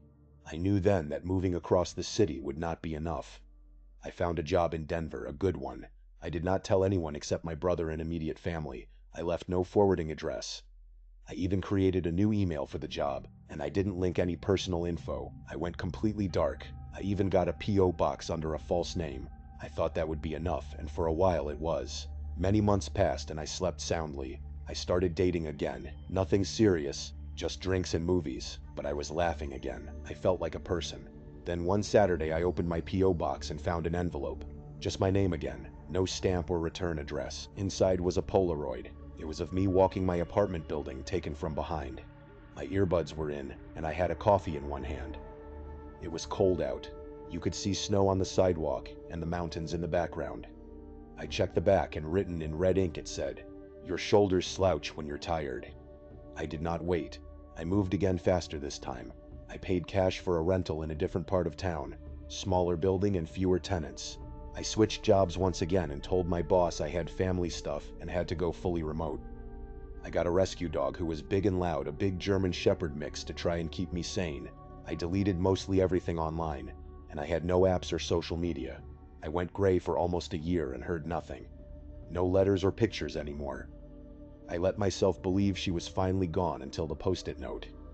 It was stuck to my front door one evening when I got home from walking the dog. It was a yellow note with red ink, and it said, "I do not like the beard." My stomach actually dropped. I had grown it out maybe 3 months prior. Nobody had seen me with it except the dog, and maybe my work webcam, which I kept taped over unless on a call. I shaved it off that night. I told myself it was a coincidence. But the next morning, another note was waiting. Tucked under the windshield wiper of my car, it said, "Better." I contacted the police, but they said without threats or property damage, there wasn't anything they could do. I couldn't get a restraining order because I couldn't prove she'd been near me. I changed my habits, locking the doors and drawing the blinds, barely sleeping. 2 weeks passed. Then one night I woke up with a horrible feeling that someone had just been watching me. I checked the doors and windows, but nothing was out of place. The next morning, however, a small envelope was taped to my front door. Inside was a photo of Marissa and me in a boardwalk photo booth from when we were together. We were smiling, but her eyes had been aggressively scratched out with a needle or a pin. I moved again, not across town this time, but out of the city completely. I found a small cabin 3 hours into the mountains. It was isolated and surrounded by pine trees with only one road in. I paid in cash and used a fake name on the lease, which was a month-to-month payment system. I left my old smartphone behind, getting a second phone number in the process. I bought a burner phone for emergencies and worked remote through a secure company laptop. No one besides my immediate family and my best friend knew where I was. For a whole month, things were finally quiet until I heard footsteps outside crunching the snow right outside my window. My dog went ballistic. The next morning, I found shoe footprints going from window to window all around the house. There were no notes left, but I knew it was her. I spent that entire day packing my things and driving back to my hometown. Today, I am living in a house with 3 roommates who were in the military. Their pickup trucks, purple heart plates, and giant flags are a major deterrent to Marissa playing her games. She is a mentally unstable stalker and a danger to everyone. I just wish law enforcement was willing to step in and do something before she found me again. Thank you so much for watching. Let me know what you thought of today's episode in the comments. And remember, we have a whole playlist of true crime episodes ready for you to binge right now. Until next time, see ya. A young man once decided to take a solo trek on the Appalachian Trail in Pennsylvania, which is the longest hiking-only trail in the world. He went alone for fun. Since it was late fall, it was cold, and he only ran into 2 other hikers going the opposite way. This part of the trail was in thick forests and was definitely a scenic walk. The trail ran alongside a river where nothing could be heard but the flowing water and early morning birds chirping. After walking for a while, it was time for him to sit down and take a break. He found a big rock sitting aside the river and sat down. He took a sip of his Gatorade, and then he could swear he heard a baby crying coming from the distance. It was coming from further down the trail, in the direction he was walking. Of course, he had to get up and follow the sound, because of that off chance that a baby was stranded in the woods alone. As he walked further down the trail, the baby crying stayed the same distance away. This went on for about half a minute of walking fast before he gave up and assumed it was someone with a baby walking down the trail. He sat down on another rock he found on the side of the trail by the river, trying to catch his breath. Eventually, the crying seemed to just stop. It did not fade away. It stopped abruptly. He sat on that rock for 5 minutes, taking in nature and taking a few videos on his phone. That was when he heard footsteps approaching. Expecting to see another hiker, he instead saw a frantic-looking woman hurrying over to him. She came so fast and so close that it actually scared him. She stopped uncomfortably close to his face and started screaming, asking if he had seen her baby. He calmly told her he heard a baby crying not too long ago and told her to follow him. They walked quickly down the trail in the direction he was chasing the sounds earlier. He looked back every few seconds to make sure she was keeping up with him. Eventually, he asked her how on earth she lost her baby, but she did not answer. So he turned around again and stopped when he saw she was gone. The weird thing was, she was right on his tail just 10 seconds ago. He screamed out for her a few times, cupping his hands around his mouth, but the only sounds around him were the birds chirping in the river. He figured even if she trailed off away from him, he would at least still be able to see her in the distance. He stood there for a long time deciding what to do next. Should he just move on with his life and continue the trail, or walk back and try to find this woman? He did one more quick scan of the area they just came from. What he saw next was incredibly disturbing. In that very spot, he saw the woman standing across the river, her arms hanging lifelessly at her sides. She was looking at him, not saying anything, and not moving a muscle. She had a blank expression, just standing like a statue watching him. He decided to move the hell on with his life. He walked as fast as he could away from there, until his calves hurt from walking so fast. Eventually, he made it back to his car after looping around another trail, cutting his hike short. He was truly unsettled by what happened and started to question his sanity. It seemed so unreal, and yet at the same time it felt completely real. He wanted to know if anyone else had experienced something like this. Now, you might think that staying closer to a populated area would keep you safe. But for another young man, a late-night run in a suburban nature preserve turned into a literal fight for his life. He lived in a suburban area with little green space, except for a huge preserve near his house with miles of trails. One night in 2016, at around 11 o'clock, he decided to go for a run. He liked to avoid people when he went for runs. He held his phone with a tight grip, keeping the flashlight turned on, and started his run at the edge of the preserve onto the dirt hiking trail.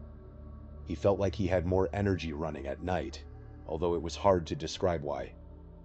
There were no lights at all in the preserve. It was entirely just dark nature. There was also a dead body that had been found in the preserve just the previous week, but he did not really let that concern him too much. He lived in one of the safest neighborhoods in the state, and it was a weeknight, so he assumed there was literally no one else in this preserve but him. Well, that was at least what he thought.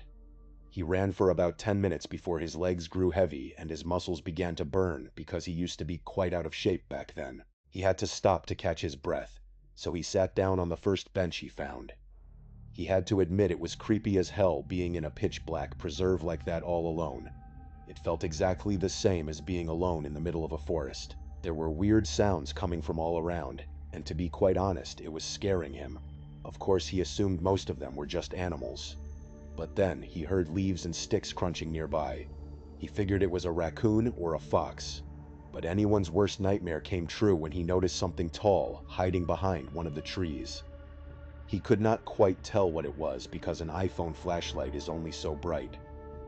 He stood up and walked a little closer, doing a crutch walk because for some reason he thought that would make him more low-key. He got close enough to where he saw a hand wrapped around one of the trees. The hand was wearing an old white glove. He felt his heart sink like he was suddenly in a life-or-death situation before he could even see who was behind that tree. Then, they finally decided to reveal themselves. Someone dressed as a clown stepped right into the range of his flashlight. This was back during the clown epidemic of 2016. From what he could see in the little light he had, this person had gone all out with his clown costume, from the makeup right down to the clown shoes. The most disturbing part was the bat he was holding, which had a large foot-long metal spike wedged straight through it. His head was angled down to give a more menacing, terrifying look, and he began to walk very slowly toward the runner. He had only one option, and that was to run as fast as he could, even though he was already so tired. He did not run on the trail. Instead, he ran straight into the woods until he felt like he was going to throw up. Then he shut off his flashlight and crouched down behind a tree. He heard running footsteps zoom past him, maybe 10 feet away. When the footsteps faded away into the distance, he ran back to the trail and ran all the way back the way he came. He actually puked by the time he made it to the street, just from running so much. Everyone in the community figured that the dead body found the week before was linked to this clown epidemic. He stayed away from the preserve for a long time, and he definitely never went in there past dark ever again. Our final story takes us even deeper into the wilderness, where a solo camping trip turned into a psychological nightmare. A young man went on a solo camping trip to the woods just a few miles from his house. After setting up his camp and eating, he took a half-hour nap in his tent before looking for a hike. It was a normal hike in a rather quiet forest, until he thought he could hear footsteps nearby. He could have just chalked them up to being the footsteps of an animal, but they sounded distinctly human-like. Deep in the woods and far from urbanization, it was definitely odd to cross paths with anyone there. However, he did not go looking around for anyone. He simply continued with his hike. When he got back to his campsite and approached his tent, the first thing he noticed was that the zipper to his tent was undone and the door flap was left open. Right away, his heart was racing at the thought of someone having been in his tent. He checked to make sure that nobody was still in there first, and then went inside to look around. He saw that his bag had been gone through. Surprisingly, nothing was taken. He contemplated packing up and moving spots, but he figured it was pointless. Whoever came had already scoped out the place and left, so they would not have a reason to come back. Fast forward to that night when he finally got into his tent to go to sleep. A few minutes after getting into his sleeping bag, he heard a noise. The first time he heard it, he had no idea what it could be. But the second time, it sounded like a staticky breathing sound. He sat up and looked around his tent, but at that point everything went silent. After sitting up with his heart racing for a decent while, he laid back down and tried to move past it. But after not even having his eyes closed for 10 seconds, he heard it again. It was a grainy, staticky breathing noise. He started digging through his bag and found something he knew for certain he did not pack. He pulled out a huge, archaic-looking walkie-talkie, and the static was coming from that. He instantly associated it with the footsteps and whoever searched his tent. But all he was thinking was, why would they put that there? Just then, the static stopped, and there was a breathing sound coming from the walkie-talkie. Then, in a deep, almost unintelligible whisper, he heard the words, "I'm not your cat." It is crazy how in just a couple of seconds your whole world can change, and your body can be overcome with fear. He frantically pressed buttons on the oversized walkie-talkie until it finally turned off. Then he heard something heavy hit the ground outside the tent. He had a choice. Do I stand ground and protect myself, or do I make a straight dash for the pickup truck? When he heard something else hit the ground right outside the tent, he chose the latter. He made a run for his pickup, leaving behind his tent, sleeping bag, and other equipment. None of that stuff really mattered when his life was potentially on the line. For all he knew, it was a trap to get him to leave his stuff behind, or it was someone who genuinely intended to harm him. Thank you so much for watching. Let me know what you thought of today's episode in the comments. And remember, we have a whole playlist of true crime episodes ready for you to binge right now. Until next time, see ya. Deep in the remote desert of Lander County, Nevada, lies the old McCoy mine. This abandoned silver and gold mine sits at a high elevation of about 5,400 feet, surrounded by rugged mountains. It is a place most people avoid, but for adventurous explorers, it is a fascinating piece of history.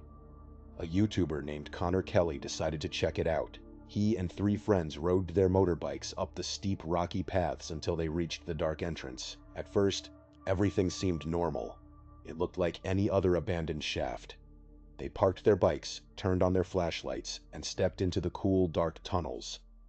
As they ventured deeper, the atmosphere changed. The light bounced off the cold stone walls, casting long, eerie shadows. Suddenly, Connor noticed something reflecting the light on the dirt floor ahead. They walked closer to get a better look. What they found made them stop dead. Lying on the floor was a pile of shoes, but these were not adult shoes. They were children's shoes. Dozens of them, gathered in a neat, deliberate pile. Many of the shoes had distinct designs and bright colors from the 1980s.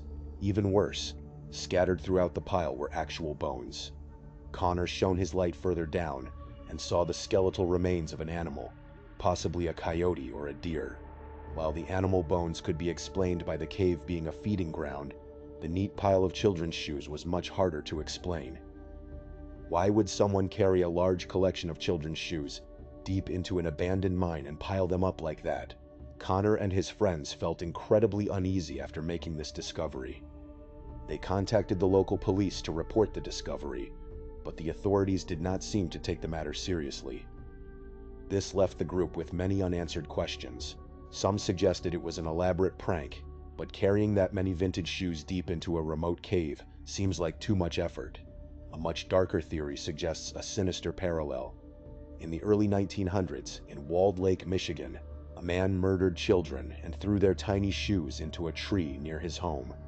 When caught, people found his tree decorated with the hanging shoes of his victims, kept as trophies. Some fear the shoe pile in the Nevada mine could be a modern equivalent, a hidden trophy dump of a predator. Whether it is a sick joke or something far worse, the truth remains hidden in the dark. Our next story takes us to Utah, to a cave that holds an incredibly tragic history. If you struggle with tight spaces, this will make you feel uncomfortable. This is the tragic tale of John Edward Jones. In late November of 2009, John was 26 years old. He was a medical student, a loving husband, and a father to a 1-year-old daughter. Growing up, John and his brother Josh had spent years exploring caves with their father, so John was by no means an amateur. He knew his way around underground passages. John had traveled back to Utah from his medical school in Virginia to spend the Thanksgiving holiday with his family. To catch up, John, his brother Josh, and several other friends and family members decided to explore the Nutty Putty Cave. This cave, located southwest of Utah Lake and 55 miles from Salt Lake City, was first explored back in 1960 by Dale Green. It was highly popular, but also notorious for its extremely narrow twisting passages. Around 8 o'clock on the evening of November 24th, the group entered the cave. About an hour in, John decided to crawl through a tight passageway that he mistakenly thought was the birth canal. But this passage was a completely different, unmapped crevice that was far narrower. John crawled in head first, using his fingers, stomach, and hips to push forward. But within minutes, the passage began to constrict. He realized he was stuck and could not turn around or back out. He had no choice but to push forward. He exhaled deeply to compress his chest so he could squeeze through a gap that was only 10 inches wide and 8 inches high. But when John took his next breath and his lungs expanded, he became tightly wedged. Soon his brother Josh found him. In a desperate attempt to help, Josh grabbed John by his calves and tried to pull him backward. But in a tragic turn of events, John slid even further down the sloping shaft. This made things much worse, because now John was stuck completely upside down, with one of his hands pinned beneath him, and his other arm wedged tightly above. Realizing how dire the situation was, the brothers began to pray. Josh managed to make his way back out of the cave to call for help, but rescuing John was an absolute nightmare. He was trapped 400 feet inside the cave and 100 feet directly below the surface. It took rescuers over an hour just to get equipment and personnel down to his location. When a person is suspended upside down, their body fights against gravity. A healthy young person might only survive for a few hours in this position. Our blood flows, and our internal organs sit the way they do because we spend our lives standing or sitting upright. Upside down, John's blood pressure began to drop dangerously, and his heavy internal organs started to slide downward, slowly crushing each other. His heart had to work incredibly hard to pump blood away from his brain. The first rescue worker to reach John was a woman named Susie Modula. She arrived around 12:30 in the morning on November 25th, which meant John had already been stuck upside down for 3.5 hours. All Susie could see of John was his running shoes. She introduced herself, and John calmly replied to her, saying, "Hi Susie, thanks for coming, but I really want to get out." Over the next 24 hours, more than 100 rescue workers tried everything to free him.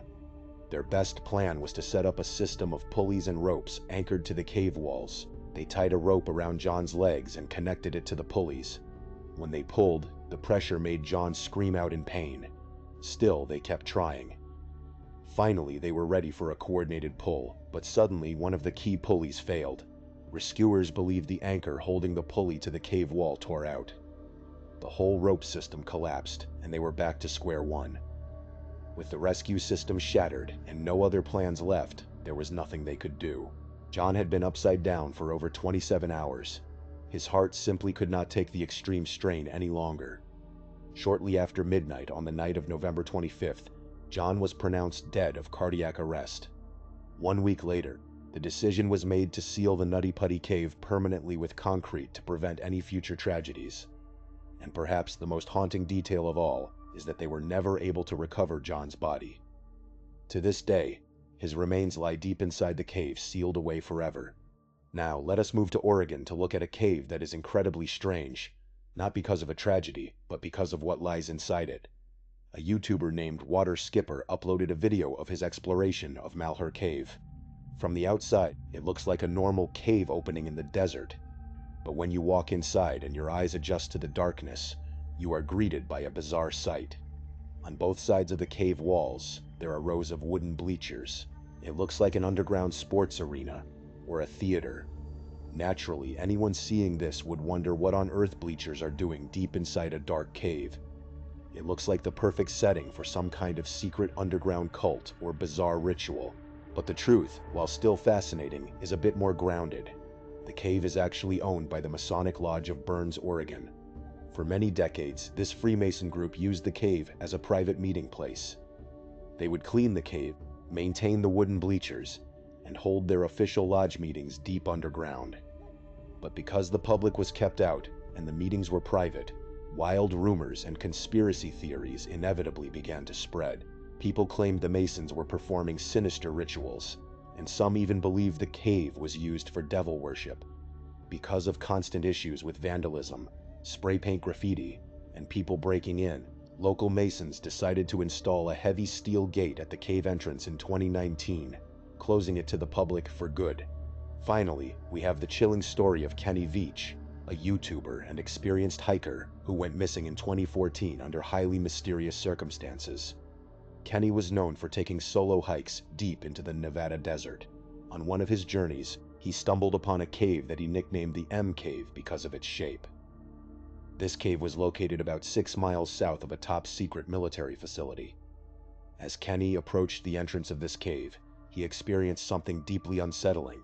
He claimed that his entire body started to vibrate, and the closer he got to the opening, the more intense the vibrations became. He was suddenly overcome by a massive wave of fear, and he decided to turn around and run away. Kenny later posted a video talking about this strange experience. He explained to his viewers that of all the caves he had ever explored, this was the only one that truly terrified him. But the internet can be a harsh place. Many people accused Kenny of making the whole thing up, calling him a liar. Under pressure to prove his story was real, Kenny decided to go back to the desert to find the M Cave again, even though he was secretly terrified of it. Kenny set off on his hike, but he never returned. He simply vanished into the desert. A volunteer search party eventually found his cell phone lying near the entrance of an old abandoned mine shaft, but there was absolutely no sign of Kenny himself. Some believe that because the M Cave was so close to the military base, Kenny might have stumbled onto a top-secret government project and was silenced. They suspect the vibrating feeling he felt was a high-tech defense mechanism designed to keep civilians away from a secret underground facility. Another YouTuber, who goes by the name of Abandoned Mines 11, went out to search for the cave and posted a video of what he believes is the actual M Cave. In the video, the entrance of the cave appears to have been deliberately walled off with stacked rocks and dirt, blocking any entry inside. The YouTuber also found several items scattered on the ground nearby, including wooden planks, a beer bottle without a label, and a real Area 51 warning sign. This discovery fueled even more theories that Kenny had found something he was never supposed to see. Whether Kenny got lost and succumbed to the harsh desert, fell down a shaft, or met a more sinister end remains one of the desert's greatest unsolved mysteries. Thank you so much for watching. Let me know what you thought of today's episode in the comments. And remember, we have a whole playlist of true crime episodes ready for you to binge right now. Until next time. See ya. Imagine driving home after a long, exhausting graveyard shift. The roads are completely empty, the night is pitch black, and all you want to do is get into your warm bed. That was the situation for a young man driving his pickup truck down a quiet parkway late one night. Suddenly, he got an incredibly intense and painful urge to use the restroom. Since the parkway was completely deserted, he decided to pull over to the side of the road, right next to a thick patch of woods. He turned on his hazard lights just in case a police car happened to drive by, walked into the trees, and took care of business. But when he got back into his truck and turned the key, instead of the engine roaring to life, he heard a weak, clicking sound. His battery was completely dead. He tried starting the truck 5 more times, but it was no use. He decided to leave his hazards blinking and stepped out of his truck. hoping he could flag down a passing driver who might have jumper cables. After a few minutes, he saw a pair of headlights approaching. He stepped to the edge of the road and began waving his arms. The car slowed down and pulled over directly behind his truck.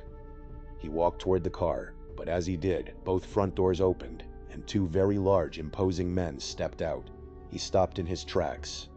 There was something about the way these men carried themselves that immediately made him feel uneasy, giving off a distinct gangster vibe. Trying to remain polite, he thanked them for stopping and asked if they had jumper cables. The two men looked at each other before the driver slowly said they did not.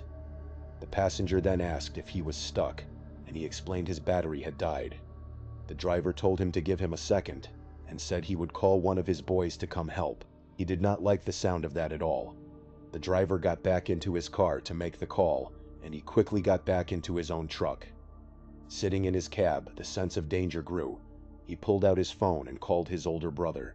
It was past midnight, so his brother did not answer at first, but after a few tries, his brother finally answered.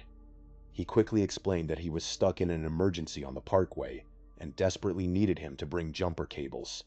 Hearing the panic in his voice, his brother said he would be there in a few minutes. He hung up and stepped back out of his truck to tell the men he had help on the way. He waved his arms and called out that he was good. The driver opened his door, looked at him, and simply said that he was done. Then, the driver got back inside. He thought the men were going to leave, so he leaned his seat back to relax. But as he sat there, he realized the woods were silent. He had not heard their engine start, and they had not driven away. They were still parked right behind him after 5 minutes.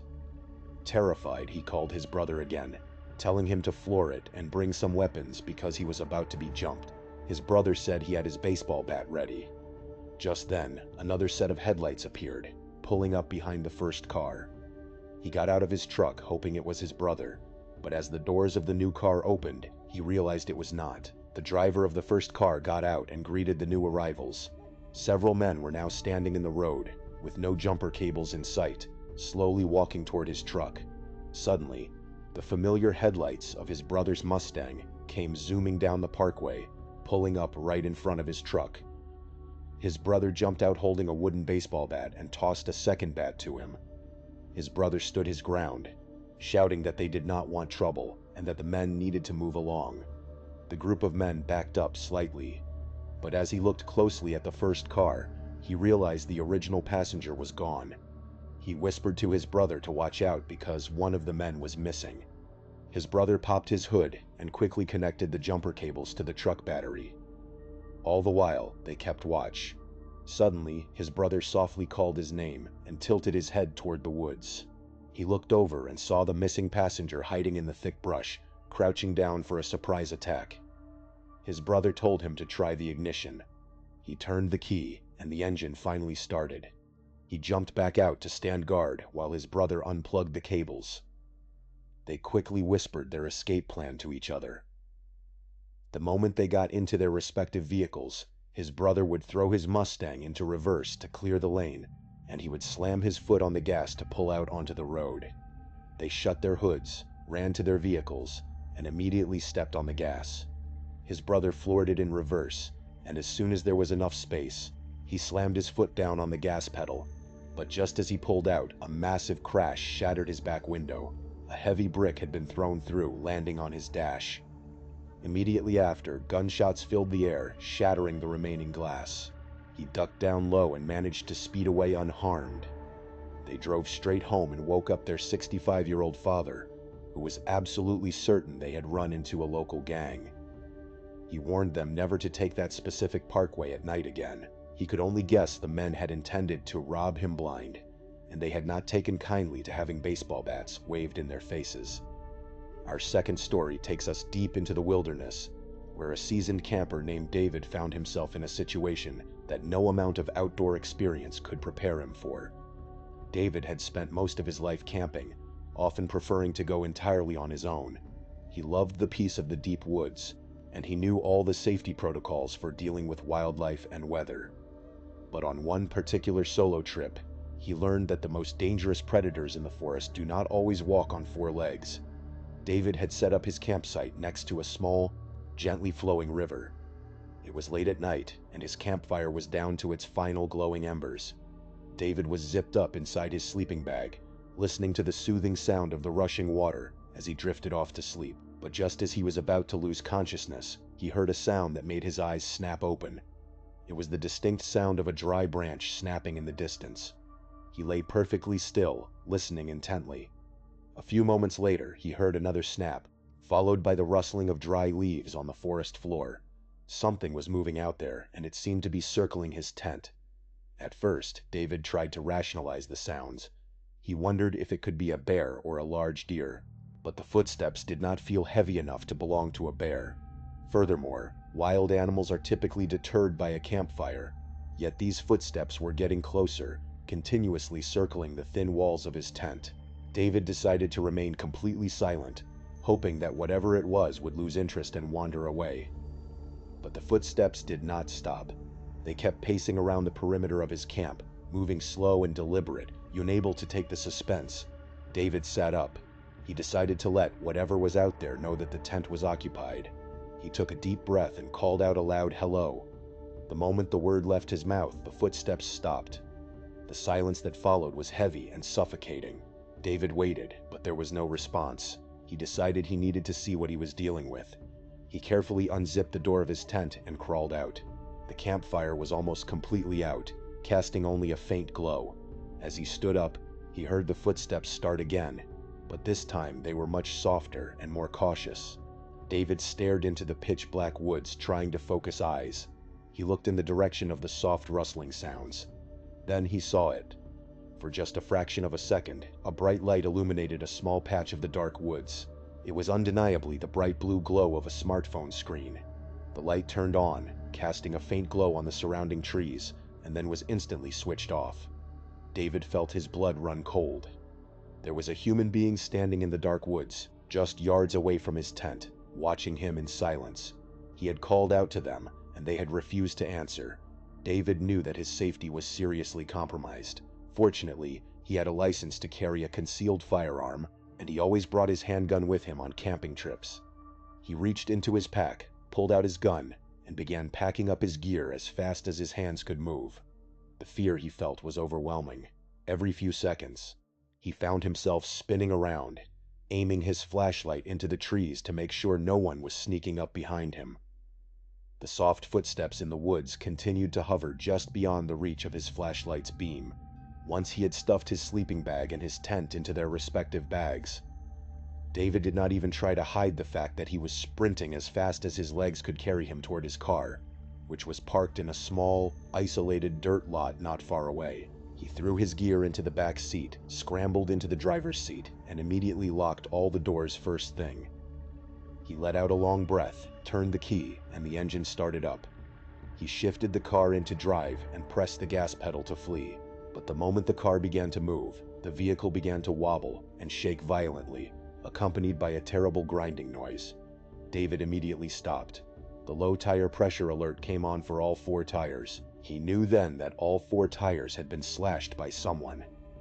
He could not possibly move his car without destroying the wheels, so he sat there in the pitch-black forest, with the only light coming from his headlights. He was afraid to look outside in any direction. He sat there with his whole body shaking, grabbing his phone to call the police. But as he lifted the phone, he looked in the rearview mirror and saw someone standing at the trunk of his car. His heart was in his stomach.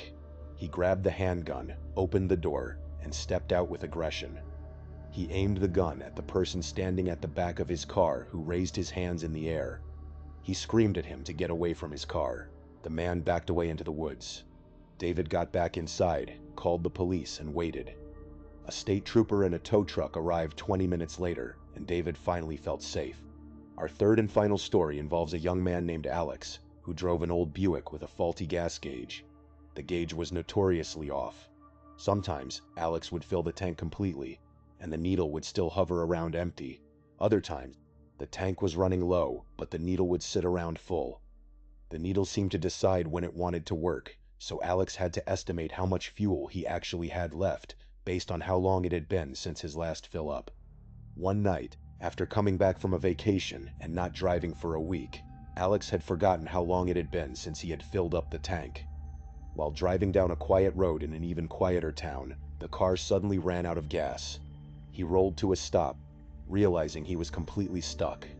He did not want to call his girlfriend because she lived too far away, and he did not want to be a bother so late at night. He got out of his car and looked around. There was nothing but trees on either side of the road, except for a small house sitting atop a hill to his right. Since there were lights on in the house, Alex decided to walk up the hill to ask for help. It was about 9:30, so it was not too late to ring someone's bell. He went up to the house and rang the doorbell. He waited patiently, seeing the lights on inside, but after a minute, no one answered. He gave the bell one more ring, waited another minute, and then accepted defeat. As he walked down the walkway, he heard a weird noise coming from the side of the house.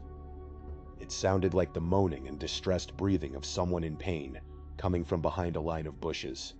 It did not feel right to snoop around in the dark, so he continued back down the driveway. However, he took a look back at the house and noticed an upstairs light was now on. He could see the silhouette of someone standing at the window, staring down at him. He expected them to come to the door, but they just stood there, which felt very weird. Alex went back to his car, leaned on the door, and called his roadside assistance company. They said they would deliver gas to him within half an hour. It was too hot to sit in his car, so he stayed outside, texting friends and pacing back and forth. Suddenly, a deep voice said, "Excuse me." Alex looked up to see a guy standing by the curb near the driveway to the house. The man was wearing a hat pulled low, hiding most of his face. He asked Alex if there was a problem, and Alex explained that he had run out of gas.